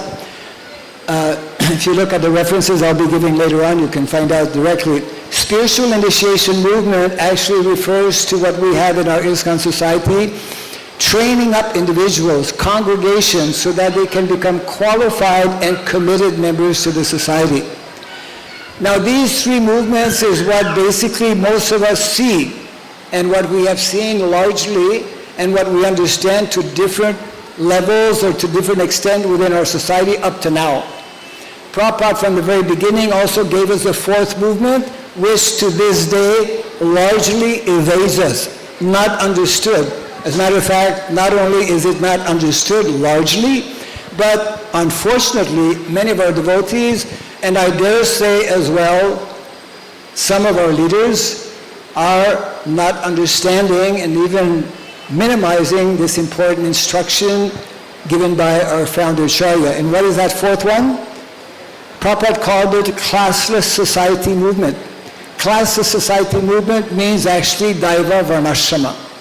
And Daiva Varnashrama in 5 minutes or 10 minutes is not so easy to explain. But Daiva Varnashrama actually takes us beyond our temples. The first 3 movements are actually keeping us largely within our temples or within the congregation connected with our temples. Whereas it's actually the 4th movement that takes us beyond our temples, reaching out to the whole of society for a particular purpose. Of course, in a general way, to bring Krishna consciousness to everyone. What is one of the primary purposes of this movement? It is to re-establish Vedic culture. If we understand actually what was shown a little earlier, that Vedic culture is an agrarian culture, it means one of our primary objectives, and as a matter of fact, actually Maharaj, I don't know if you noticed, you quoted the first of the legal devotees. I went through that text also. The second one is referring to Varnashram. The second one is referring to organizing society in such a way that we live a more natural and simple lifestyle. And what does that mean? Next slide. Yeah, actually these are the references. I won't go into details, but later on I invite devotees to actually read this very important letter of 1949 to Dr. Patel, who was the Deputy Prime Minister of India, a legal devotee document that Maharaj referred to as well, 1953, 1956, Gita Nagari essay, and 63 I was mentioning was Light of the Bhagavad, and then 1966, the document establishing, founding ISKCON. There is a continuity in terms of purpose and in terms of what Srila Prabhupada formulated as what is the goal and objective of our society. I'm going to bring up now a kind of a graph. Next slide. Now this is very important, and that's why I'm standing up. I wish I had a long stick like teachers had. I won't ask Maharaj's danda, it's okay. But you can all, everyone can see on the left here, in the center is Sankirtan. Jagannath Prabhu will be happy to know that. The center is Sankirtan. The basis actually, because it is the Yuga Dharma, and it begins, the whole foundation is Sankirtan. Then it's meant to expand the second circle. Second circle is temple worship. Third circle, spiritual initiation. Fourth circle is classless society on the left. Within our ISKCON society here, we can easily understand it. Center is Hare Naam and book distribution. Second is deity worship in our wonderful temples that Srila Prabhupada established all over the world. Number 3, which has been widely established, actually all these first 3 are within global ministries, isn't it? We have a global ministry for book distribution, global ministry for deity worship, global ministry for congregation, and God forgive us, we don't have a global ministry for Varnashram. We do have, as a consolation prize, we do have a national ministry for Varnashram in India. Our glories to India. But this is so important actually for us to understand that there is a plan. There are phases in how this movement is meant to spread and expand and engulf actually the entire world. This will not be so easily understood unless we pick up and really understand some of the basic concepts which I'm bringing up in the next slide. Next slide, yeah.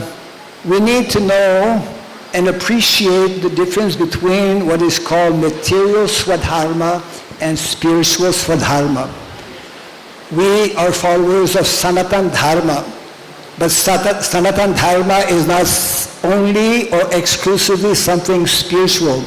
Sanatan Dharma, Krishna has given us through the Vedic literatures, through Sanatan Dharma, the ideal spiritual, perfect, scientific process, which is bhakti, of course, spiritual, the culmination of all spiritual activities, and simultaneously Krishna has given us the perfect, scientific, simple, material system, social system by which we can live in connection with nature, in connection with ourselves, and in connection with Krishna. Second, next, Chatur Vidya. Vedic culture is based on 4 essential basic sciences. We'll elaborate in our next presentation, actually day after tomorrow. Unless we know about these 4 basic sciences, we will not be able to actually deal with society. And this third one is so crucial and important. 3 gifts of nature. I only discovered these 3 gifts of nature actually when I was doing some research some years back, when I read part of the Mahabharata. Grandfather Bhishmadev speaks about 3 essential foundational gifts of nature, beginning with cows, land, and knowledge. Any society that actually wants to be successful, that wants to be prosperous, must have these 3 components. And unfortunately, as we know, these are largely missing, or they are largely being exploited in modern day society. Next, 4, Vedic education. That's a whole big topic in itself. Vedic education is divided into formal and non-formal. Gurukul is only one aspect of Vedic education. Actually, for the majority of young boys, Vedic education is not in the school. If you look in the 10th canto, chapter 11, verse 37, make a mental note of it, 10, 11, 37, you'll easily get an understanding of what Prabhupada means by Vedic education. And that was demonstrated especially by Krishna and Balaram. Because when they went out every day with their hundreds and thousands of friends, cowherd boys, Prabhupada says, this is Vedic education, non-formal. So there's Gurukul, which is academic, but that's only for a few.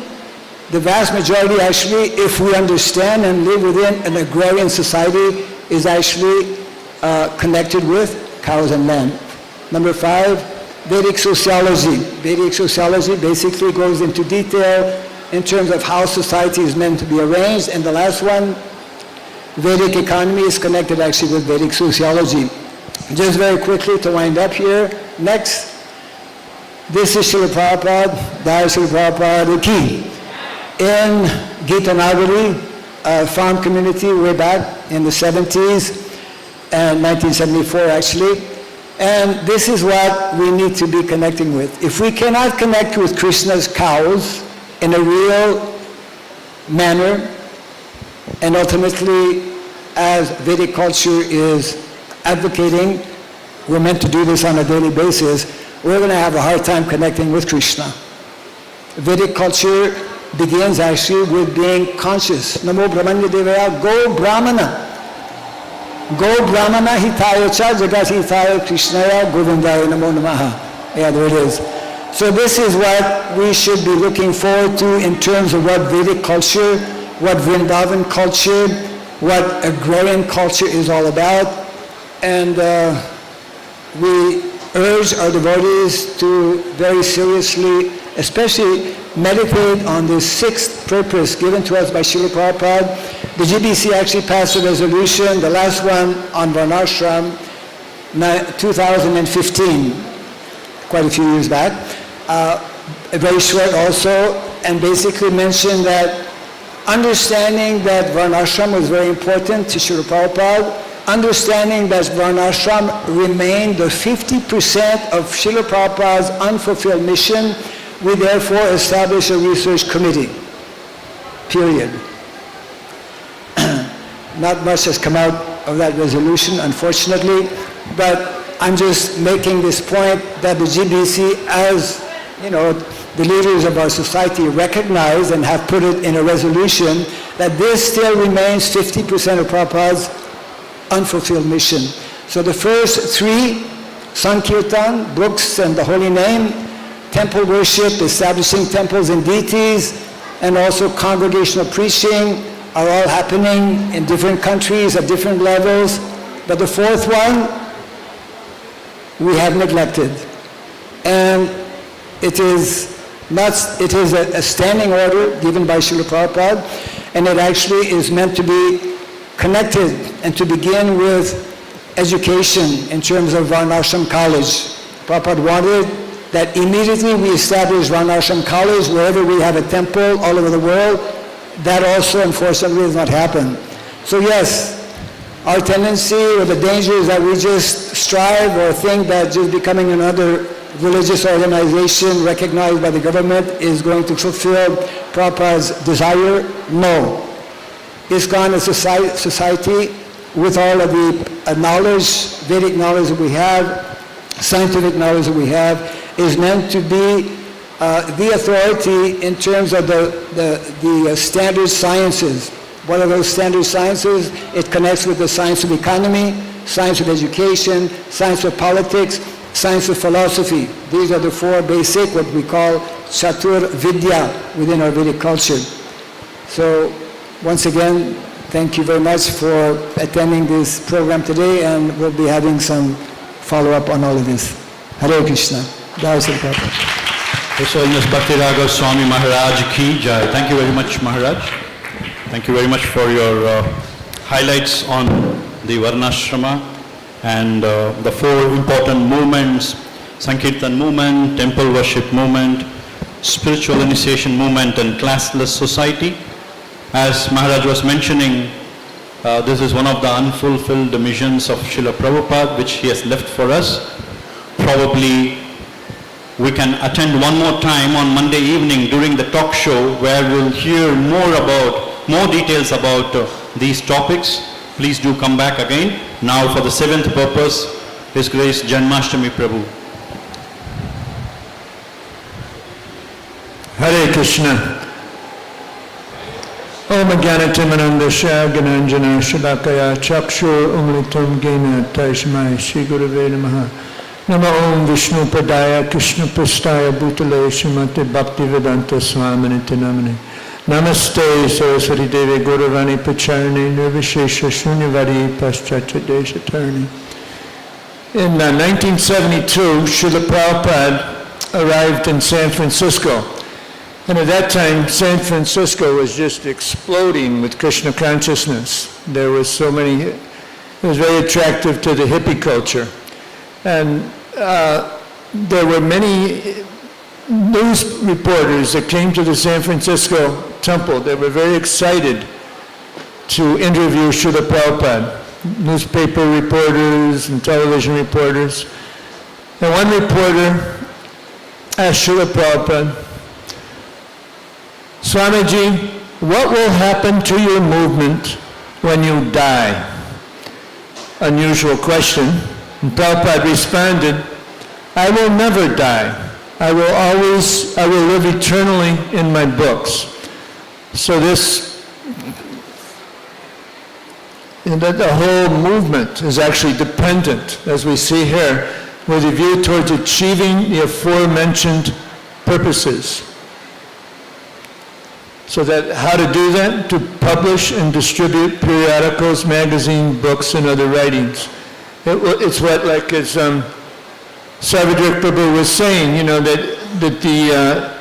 it's not that we just think about what to do, we know what to do because of Shastra. So Prabhupada, he took this very deeply within his heart. On the very first meeting with Srila Bhaktisiddhanta Saraswati Thakur, he's offering obeisances with Narendra Malik, his friend. They offer obeisances to Srila Bhaktisiddhanta Saraswati Thakur.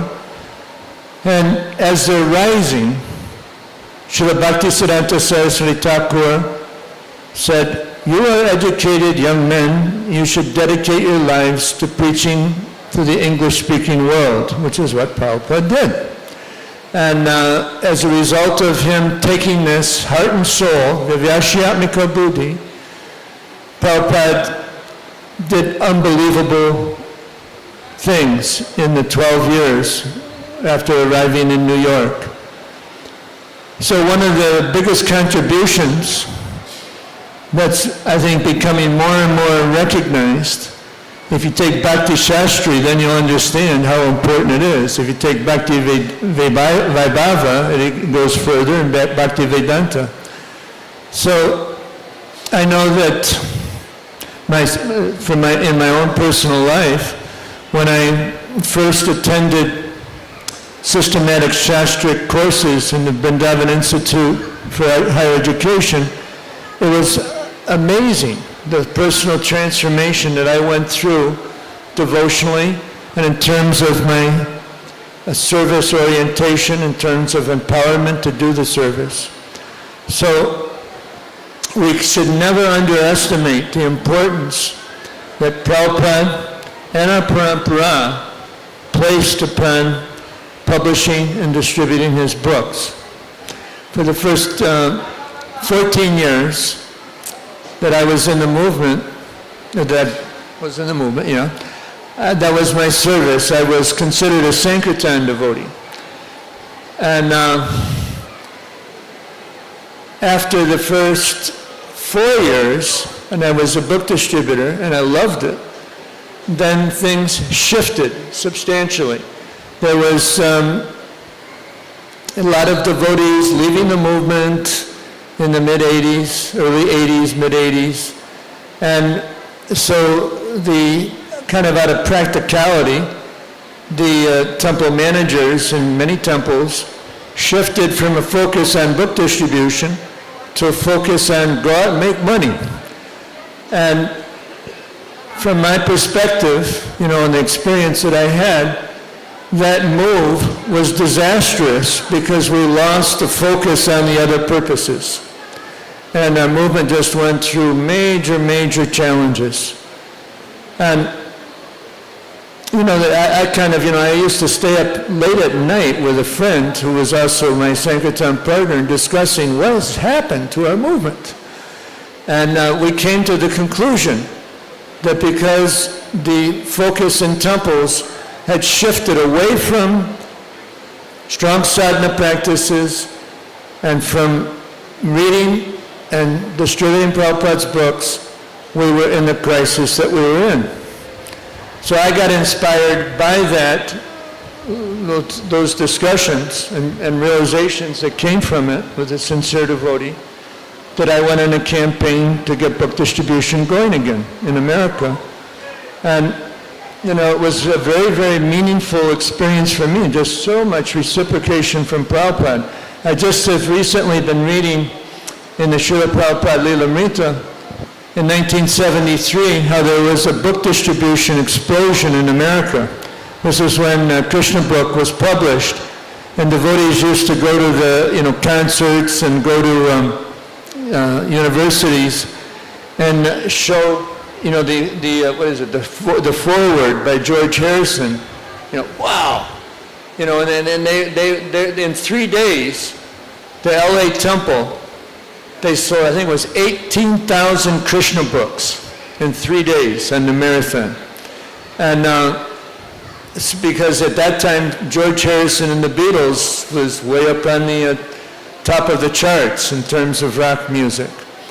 So, but what I read from Pragosh, Tripurari, and Rameshwar, that by distributing these books, they just felt so much love for Srila Prabhupada. It just kept increasing and increasing and increasing, and they got so much reciprocation for doing this service. So it's, my experience is that it's one of the most blissful things you can do in your life. To distribute Prabhupada's books, help people come to Krishna consciousness. It's kind of like our foundation. Just as, Prabhupada says that, I will never die. I will always live in my book. So this is Prabhupada personally coming to us with his Vani, Vapu and Vani. The bodily presence and the instructions. The instructions are the most important, and they're eternal. So we should do our best to become part of the book distribution explosion that's going on in Mayapur. I think Mayapur is #1 in the world this last year, if I'm not mistaken. And now they've got a plan. This was revealed by Bhakti Vichai Vijay Bhagavat Swami at the end of the Bhagavatam class today. They have a goal to sell 5,000 sets of Bhagavatams this year. The Mayapur, the whole team. And I'm sure they'll do it. But it's just, it's so essential to our movement to ensure its stability. And once book distribution became strong again in America, stability came with that. And devotees started joining again. And, the leadership became much stronger. It's still got a ways to go. But we see in India the strength that comes from distributing Prabhupada's books and the numbers of people that come to Krishna consciousness. So it's a very, very important part of Srila Prabhupada's mission. So I see Ravindra Swarup Prabhu has arrived, and that's all I have to say. So book distribution, ki jai. Hare Krishna. Thank you very much, Janmashtami Prabhu. I'm extremely sorry for putting you on the spot. That's good. Because of the absence of Kripanidhi Prabhu. Thank you very much. So we have a cherry on the top now. His Grace Ravindra Swarup Prabhu is going to come and address us about the very, very most important subject matter, Srila Prabhupada, the founder Acharya. So he is author of that book. He is part of the Srila Prabhupada Position Committee formed by GBC, and he wrote a detailed commentary. He wrote this initial paper in 3 hours' time, but to write a detailed commentary on this particular subject, it almost took many years on this particular subject. He joined ISKCON in 1971. He has a PhD in religion. He's an initiating guru. He's a regular lecturer and researcher of Bhaktivedanta Institute. And he's here in our midst to share his realizations about Srila Prabhupada.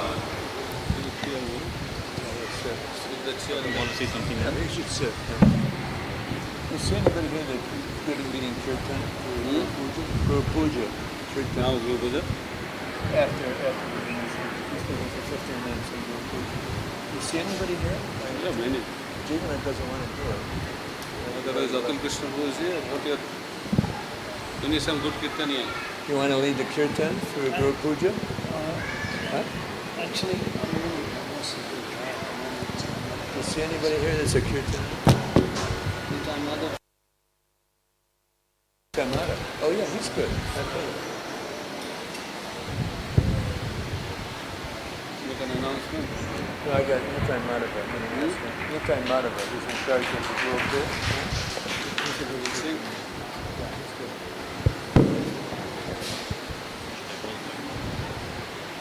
But I think Hare Krishna.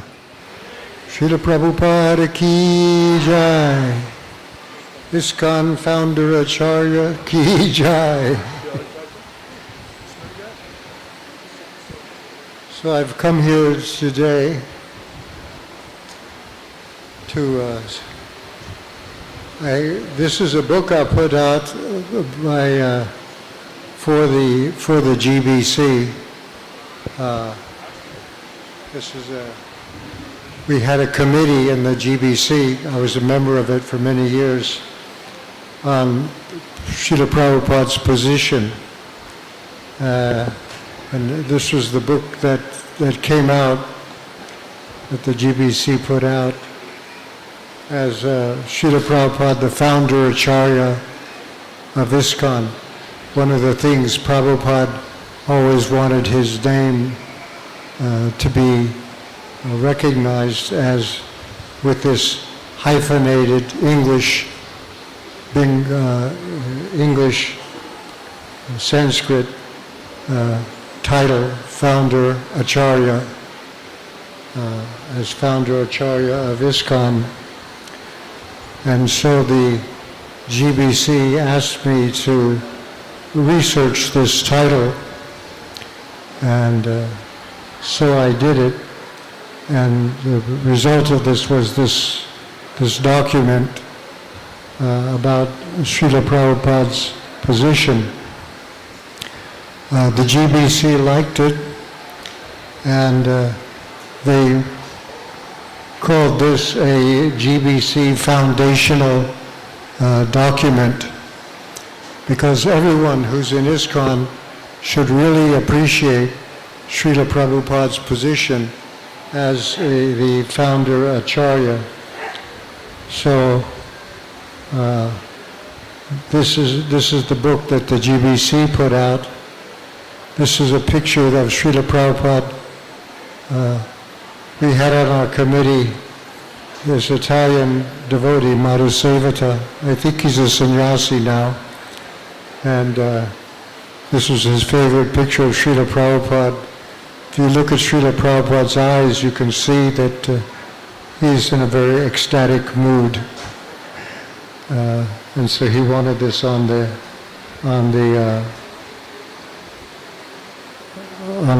cover.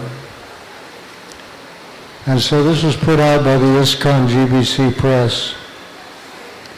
And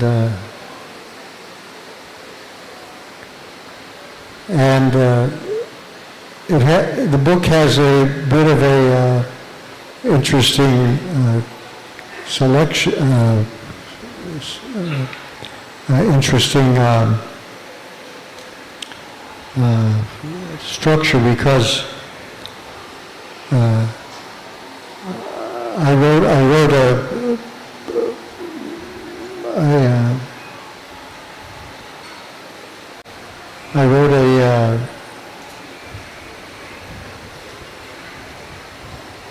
a text about it, about Prabhupada's position as founder Acharya.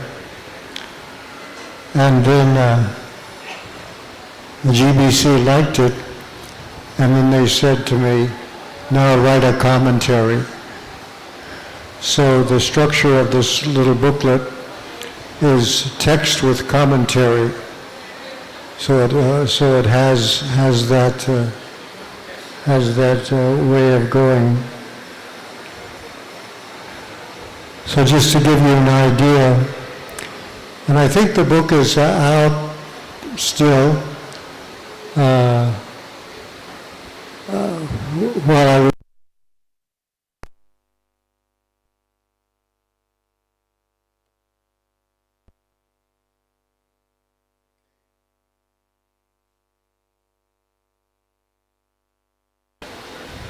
What? Okay, now it's going. Okay. While I was before I was talking about this book with the whole group of devotees from Russia came to see me, and they had translated this booklet into Russian, and they were really into it, and they had I had about 4 or 5 meetings with them about the meaning of this book of the Prabhupada's founder Acharya, and they were quite taken with it. So I was glad to see that it's getting around, because I knew Prabhupada was a great devotee and that he was a huge leader, and of course he was a pure devotee, but I also learned so much about his position as this was his idea, this Sanskrit English hyphenated title, Founder Acharya, and he wanted it, and so this book is a kind of exploration of this meaning of the idea of Founder Acharya.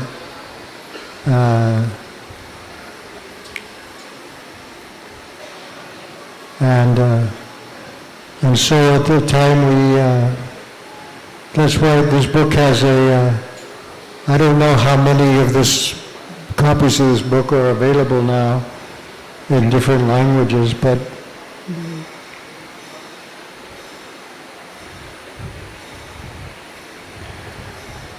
so the book has this idea of a text with commentary. I'll just read a little bit of it at the beginning. Prabhupada's founder, Acharya of ISKCON.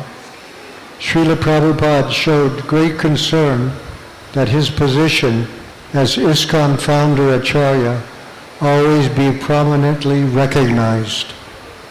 He mandated that in each of his books, the title page and cover display, his name in full, quote, His Divine Grace A.C. Bhaktivedanta Swami Prabhupada, with Founder Acharya of the International Society for Krishna Consciousness, placed immediately below.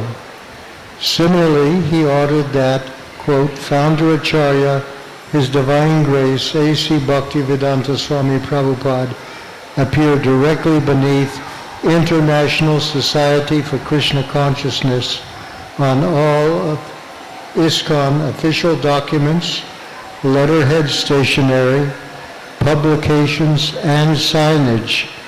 In these and other ways, Srila Prabhupada's special, intimate connection with ISKCON is to be always honored. And it starts off by saying how it didn't start that way. Srila Prabhupada's great concern, in 1970, some writings by Srila Prabhupada produced by ISKCON Press displayed the author's name barren of customary honorifics and with his position in ISKCON denoted by the title Acharya rather than Founder Acharya. From this, Prabhupada detected a concerted effort underway to undermine his position. So you can see how it was so important to Srila Prabhupada. Sacharup Das Goswami recounts this incident in Srila Prabhupada Lilamrita, Volume 4, page 93. When ISKCON Press in Boston misprinted Prabhupada's name in a new book, he became deeply disturbed. The small paper book chapter from the second canto of Srimad Bhagavatam bore his name on the cover simply A.C. Bhaktivedanta. Omitted was the customary His Divine Grace as well as Swami Prabhupada. Srila Prabhupada's name stood almost divested of spiritual significance. Another ISKCON Press publication described Prabhupada as Acharya of ISKCON, although Prabhupada had repeatedly emphasized that he was the founder Acharya. There have been many Acharyas, or spiritual masters, and there would be many more, but His Divine Grace, A.C. Bhaktivedanta Swami Prabhupada, was the sole founder Acharya of the International Society for Krishna Consciousness. To make matters worse, when Prabhupada first opened the new Bhagavatam chapter, the binding cracked and the pages fell out. Prabhupada glowered. And so this gives you an idea of how important this was to Srila Prabhupada, of the idea of his position as founder Acharya. And so this is a very deep explanation of this idea of founder Acharya.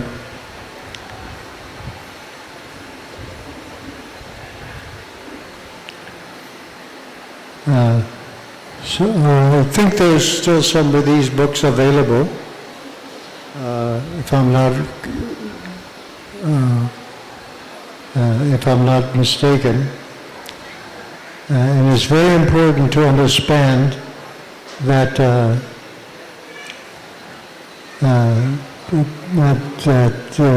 they're available. And then this is a whole history of that it goes into how the Gaudiya Math and other things happened to those other magazines. Prabhupada wasn't the first attempt to bring Krishna consciousness. Bhaktivinoda Thakur was the first one to actually bring Krishna consciousness to the English-speaking world. And so there were several attempts to start this off. And so Srila Prabhupada was in a long line of people to finally fulfill this whole idea.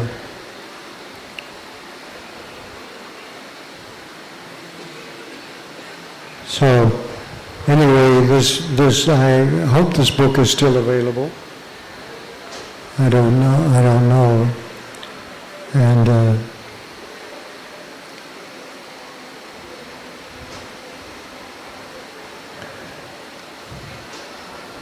let me see if anyone has any questions or anything else they'd like to know about this.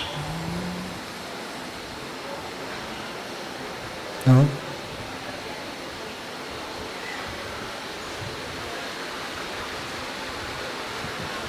Ravindra Srila Prabhu, I have a question. I know it's been translated into Russian. Do you know any other language that it's been translated into? I'm not sure. No, I don't know. The Russians did a really good job of it. They showed me the books, and they were quite They liked this book a lot, and they thought it needed to really be spread out into Russia, so I was happy to see that.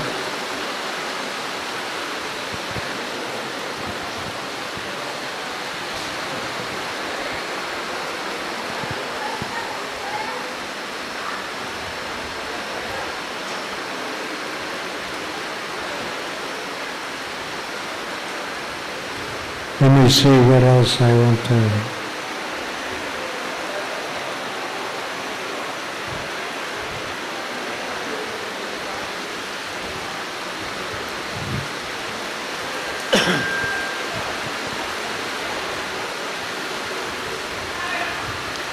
This book also tells about how Prabhupada's position gradually became to be recognized in ISKCON over the years with his pranam mantra and so on like that.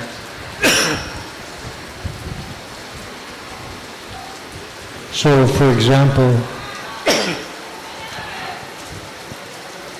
he said Prabhupada complied with a request from some disciples to be able to honor him with a special or personal pranam mantra. The Tamal Krishna Goswami said, when we had approached Prabhupada and told him that as his disciple we would like a special prayer which we could recite in his honor, he had composed a verse in which he described his mission. A personal mantra, that is, honoring a certain spiritual master for some particular personal characteristic or achievement. The first pranam mantra is generic, that is, suitable to be directed to any guru whose name is inserted within the mantra. The date of the new pranam mantra in a letter of April 9, 1970 to Pradyumna Das, Srila Prabhupada referred to it as the new prayer edition and proposes a grammatical modification of Sanskrit to the Sanskrit. So this is what happened.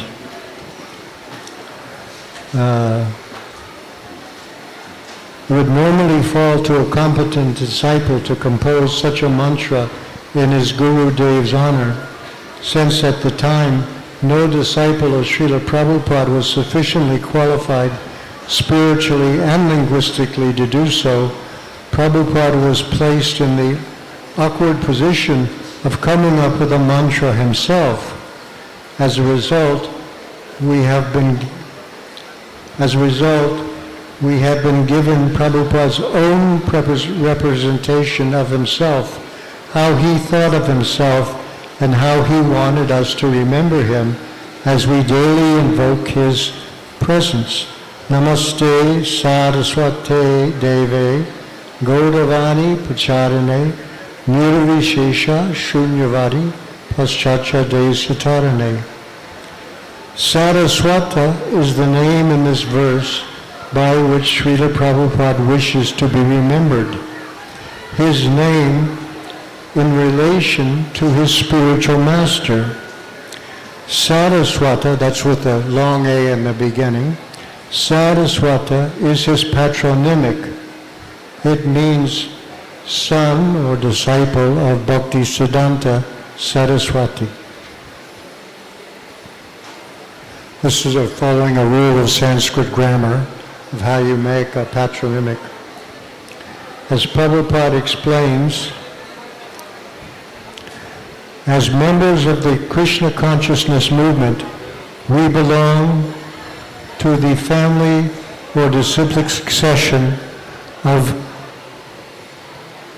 Saraswati Goswami, and thus we are known as Saraswatas with a long A. Obeisances are therefore offered to the spiritual master as Saraswata Deva, or a member of the Saraswata family. Thus, his own name in this pranam mantra is simply the name of his spiritual master, which by means of a few grammatical tweaks, changing the first short A to a long A and modifying the word ending, becomes his own. In this way, Saraswata directs attention to their deep affinity and suggests that achievements of the Son accomplished in his Father's name belong to the Father, his creator and director. In this instance, the Son represents the Father in the literal sense of the term. To represent is to represent, to present over again. Srila Prabhupada's pranam mantra recognizes him as being the one who spread pracharana, Lord Chaitanya's teaching, Gauravani, to the west, Paschatya Desha. His achievement has been the concerted age of the Gaudiya Math, which had attained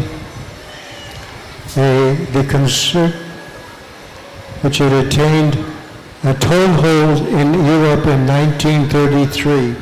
Do you know that the Gaudiya Math started this beginning in 1933 to come to the West? Prabhupada wasn't the first one, but it started a long time ago. So they had a toehold in Europe in 1933, but nothing further.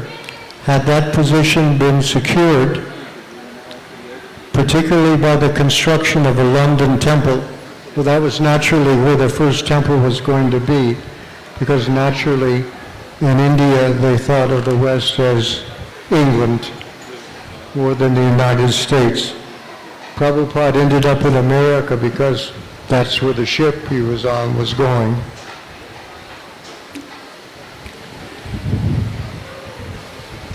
Had that position been secured, particularly by the construction of a London temple, Bhaktisiddhanta Saraswati Thakur would have gone to the West himself.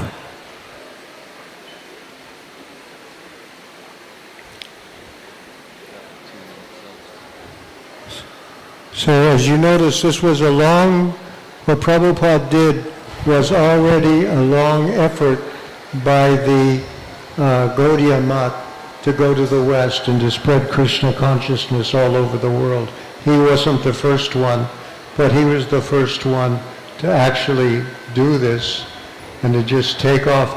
So if you get a copy of this book, you can see how Prabhupada did this and was able to finally achieve what his spiritual master wanted to happen. Do you have a question, Mataji? We'll take one question. It's actually a comment. Thank you very much, Ravindra Swarup Prabhu. Just recently, last few days, we heard in the Srimad Bhagavatam that preaching or bhakti is not actually enough. This is in the purport until, this is like a definition of the word Saraswata, unless we defeat the impersonalism. So this is the twofold thing, like Srila Prabhupada's pranam mantra also has to defeat the impersonalism, and the actual bhakti means defeat the impersonalism. So I just thought I'll share with you regarding the meaning of Saraswata, the second meaning. Thank you very much. Thank you, Mataji. Hare Krishna. So, Prabhu, may we request you to share some gifts which includes this book to all the speakers here. Neeraj Prabhu, could you please bring it? This idea of His Grace Janmashtami Prabhu to offer this book as a gift to all the speakers here.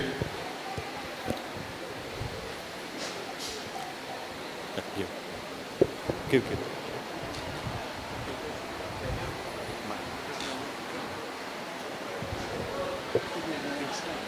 I'll take one. We'll come. Okay. Yeah, I just don't want him to sit back down. I'll make sure he doesn't.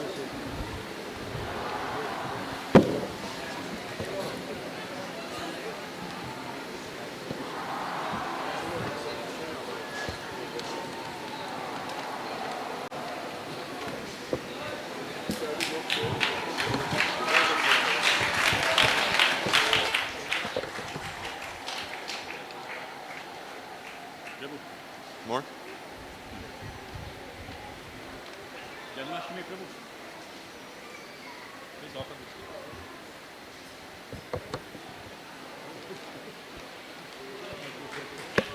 And this will keep all the negative energy. Is there an extra book that he can have? He only has one. Once in here, they're going to give you an extra copy too, since you don't have. That was my only copy. He only has one, and he's always asking for more. We are embarrassed to give the book, same book to you. So that's why I removed the book. That's all right. Oh, you got one. Okay. Thank you very much. Thank you, Madam.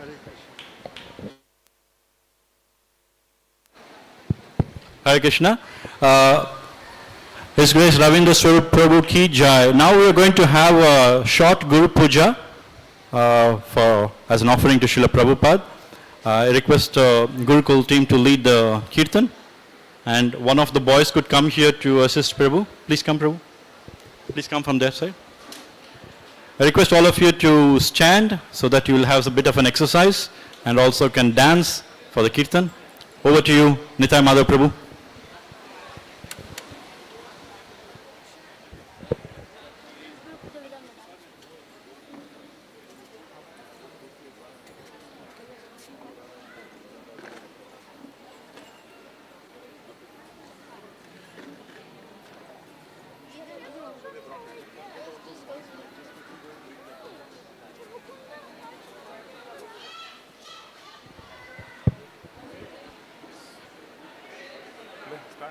I don't know how to play.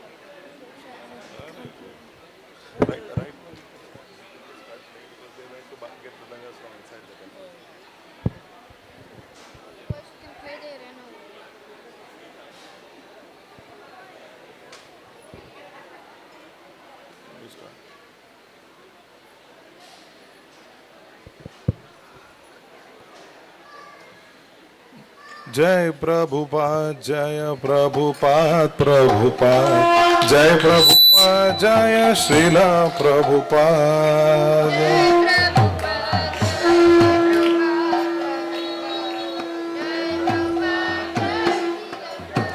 जय प्रभुपदा जय प्रभुपदा प्रभुपदा जय प्रभुपदा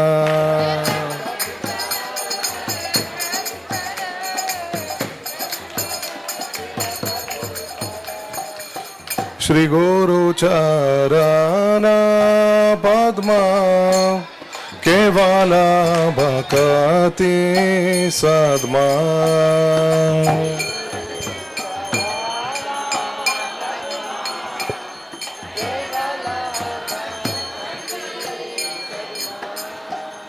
बंदो मोहि सावधान माते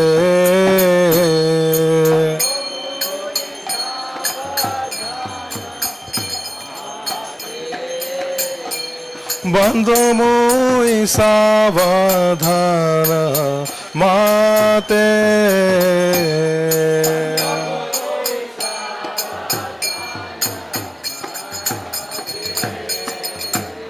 जहार प्रसादे भाई ए भव तोरिया जाए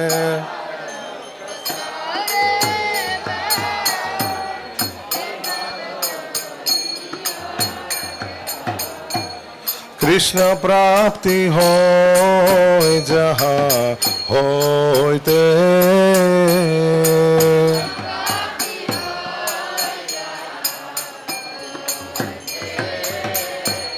कृष्ण प्राप्ति हो जहाँ होते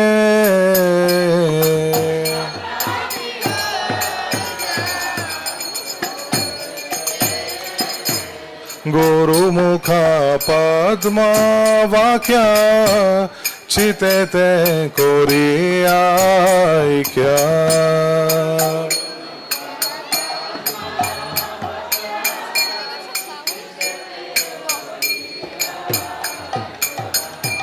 Arana Kori Ho Mane Asha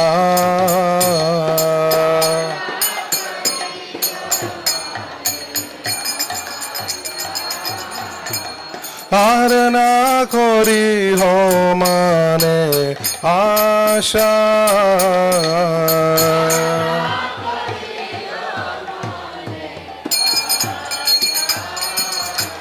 Shri Guru Charane Rati Aise Utama Gati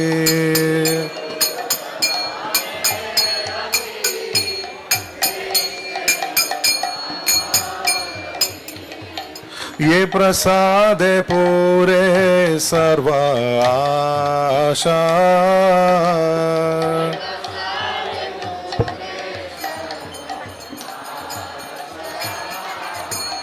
Ye prasade pure sarva asha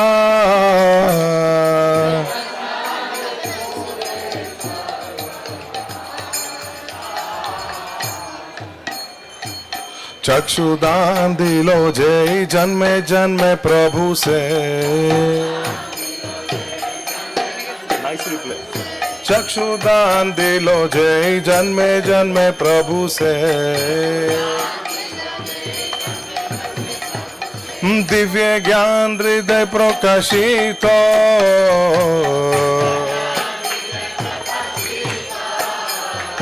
Divya ज्ञान हृदय प्रकाशित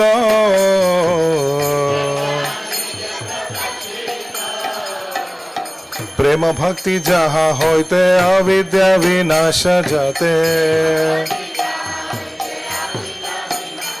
प्रेम भक्ति जहाँ होते अविद्या विनाश जाते वेद गाय आहार चरितो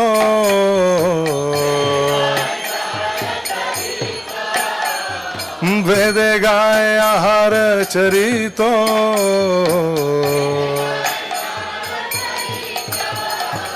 श्री गुरु करुणा सिंधु आगम जनार बंधु श्री गुरु करुणा सिंधु आगम जनार बंधु लोकेनाथ लोकेर जीवना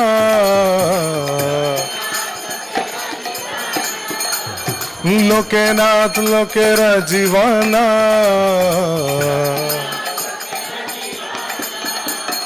हा हा प्रभु करो दया दे हमारे पद छाया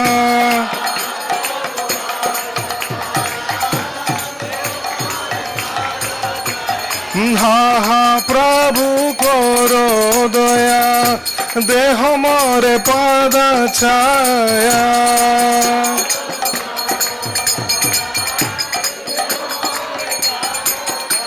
हे बेयास गुशुक त्रिभुवना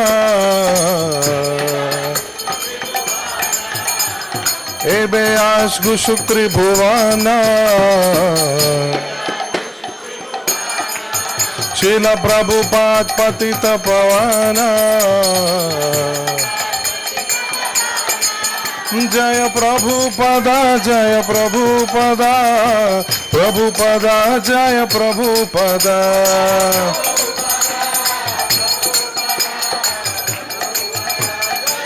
जय जय प्रभुपाद प्रभुपाद प्रभुपाद जय जय Prabhupada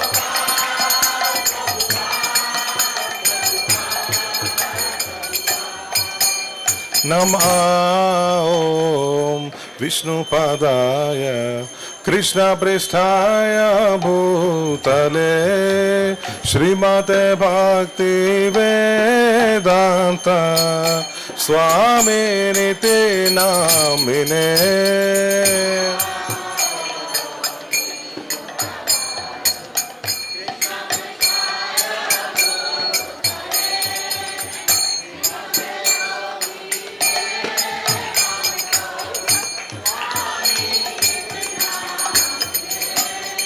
Namaste Saraswati Deve Gauravani Pracharine Nirvishesha Shunyavadi Paschatya Deshatarine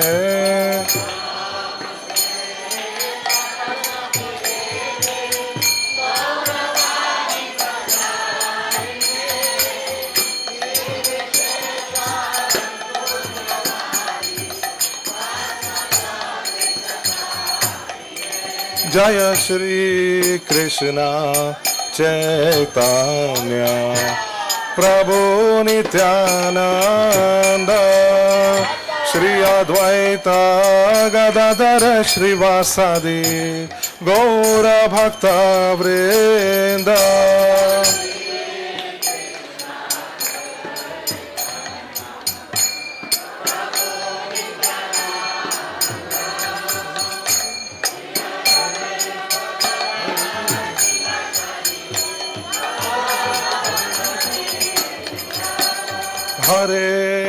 Hare Krishna, Krishna Krishna, Hare Hare, Hare Rama,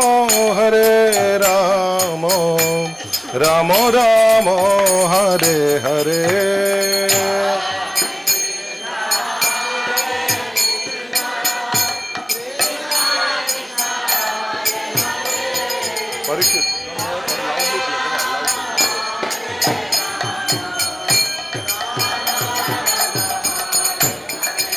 Hare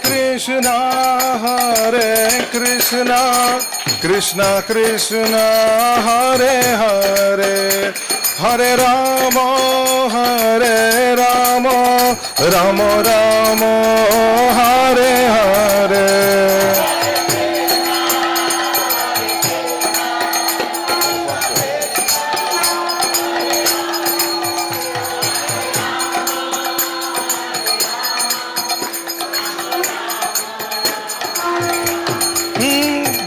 Prabhupada, Jaya Prabhupada, Prabhupada, Jaya Prabhupada.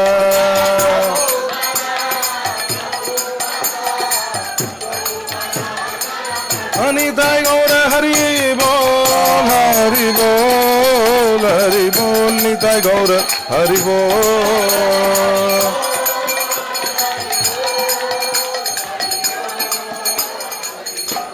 Gaur Premanande.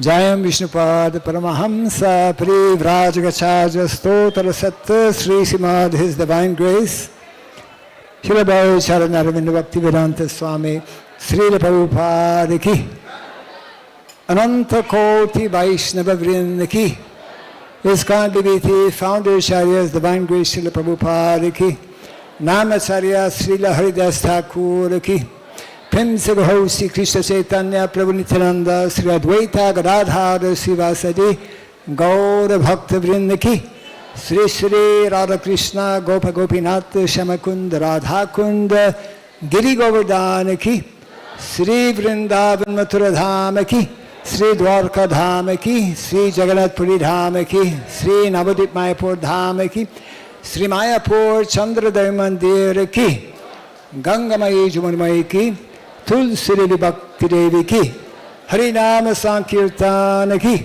Samavata Bhakti Vrinda Ki Transcendental Book Distribution Ki Jai Sri Gaurnitai Ki Jai Sri Jagannath Baladev Subhadra Devi Ki Jai Sri Krishna Balarama Ki Jai Sri Giri Govardhana Ki Jai Sri Panchatattva Ki Jai Sri Radha Madhava Ki Jai Srila Prabhupada Connecting Day Ki Jai Nitai Gaura Premanande. All glories to the assembled devotees.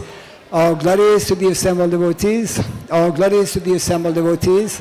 All glories to Sri Guru and to Sri Gauranga. All glories to Sri Prabhupada Ki. All glories to Mahaprasadam. Hare Krishna, those who are assembled here, please note that we have a movie Srila Prabhupada, your ever well-wisher, at 7 o'clock in the evening. English language movie will be displayed here. Parallel Russian movie will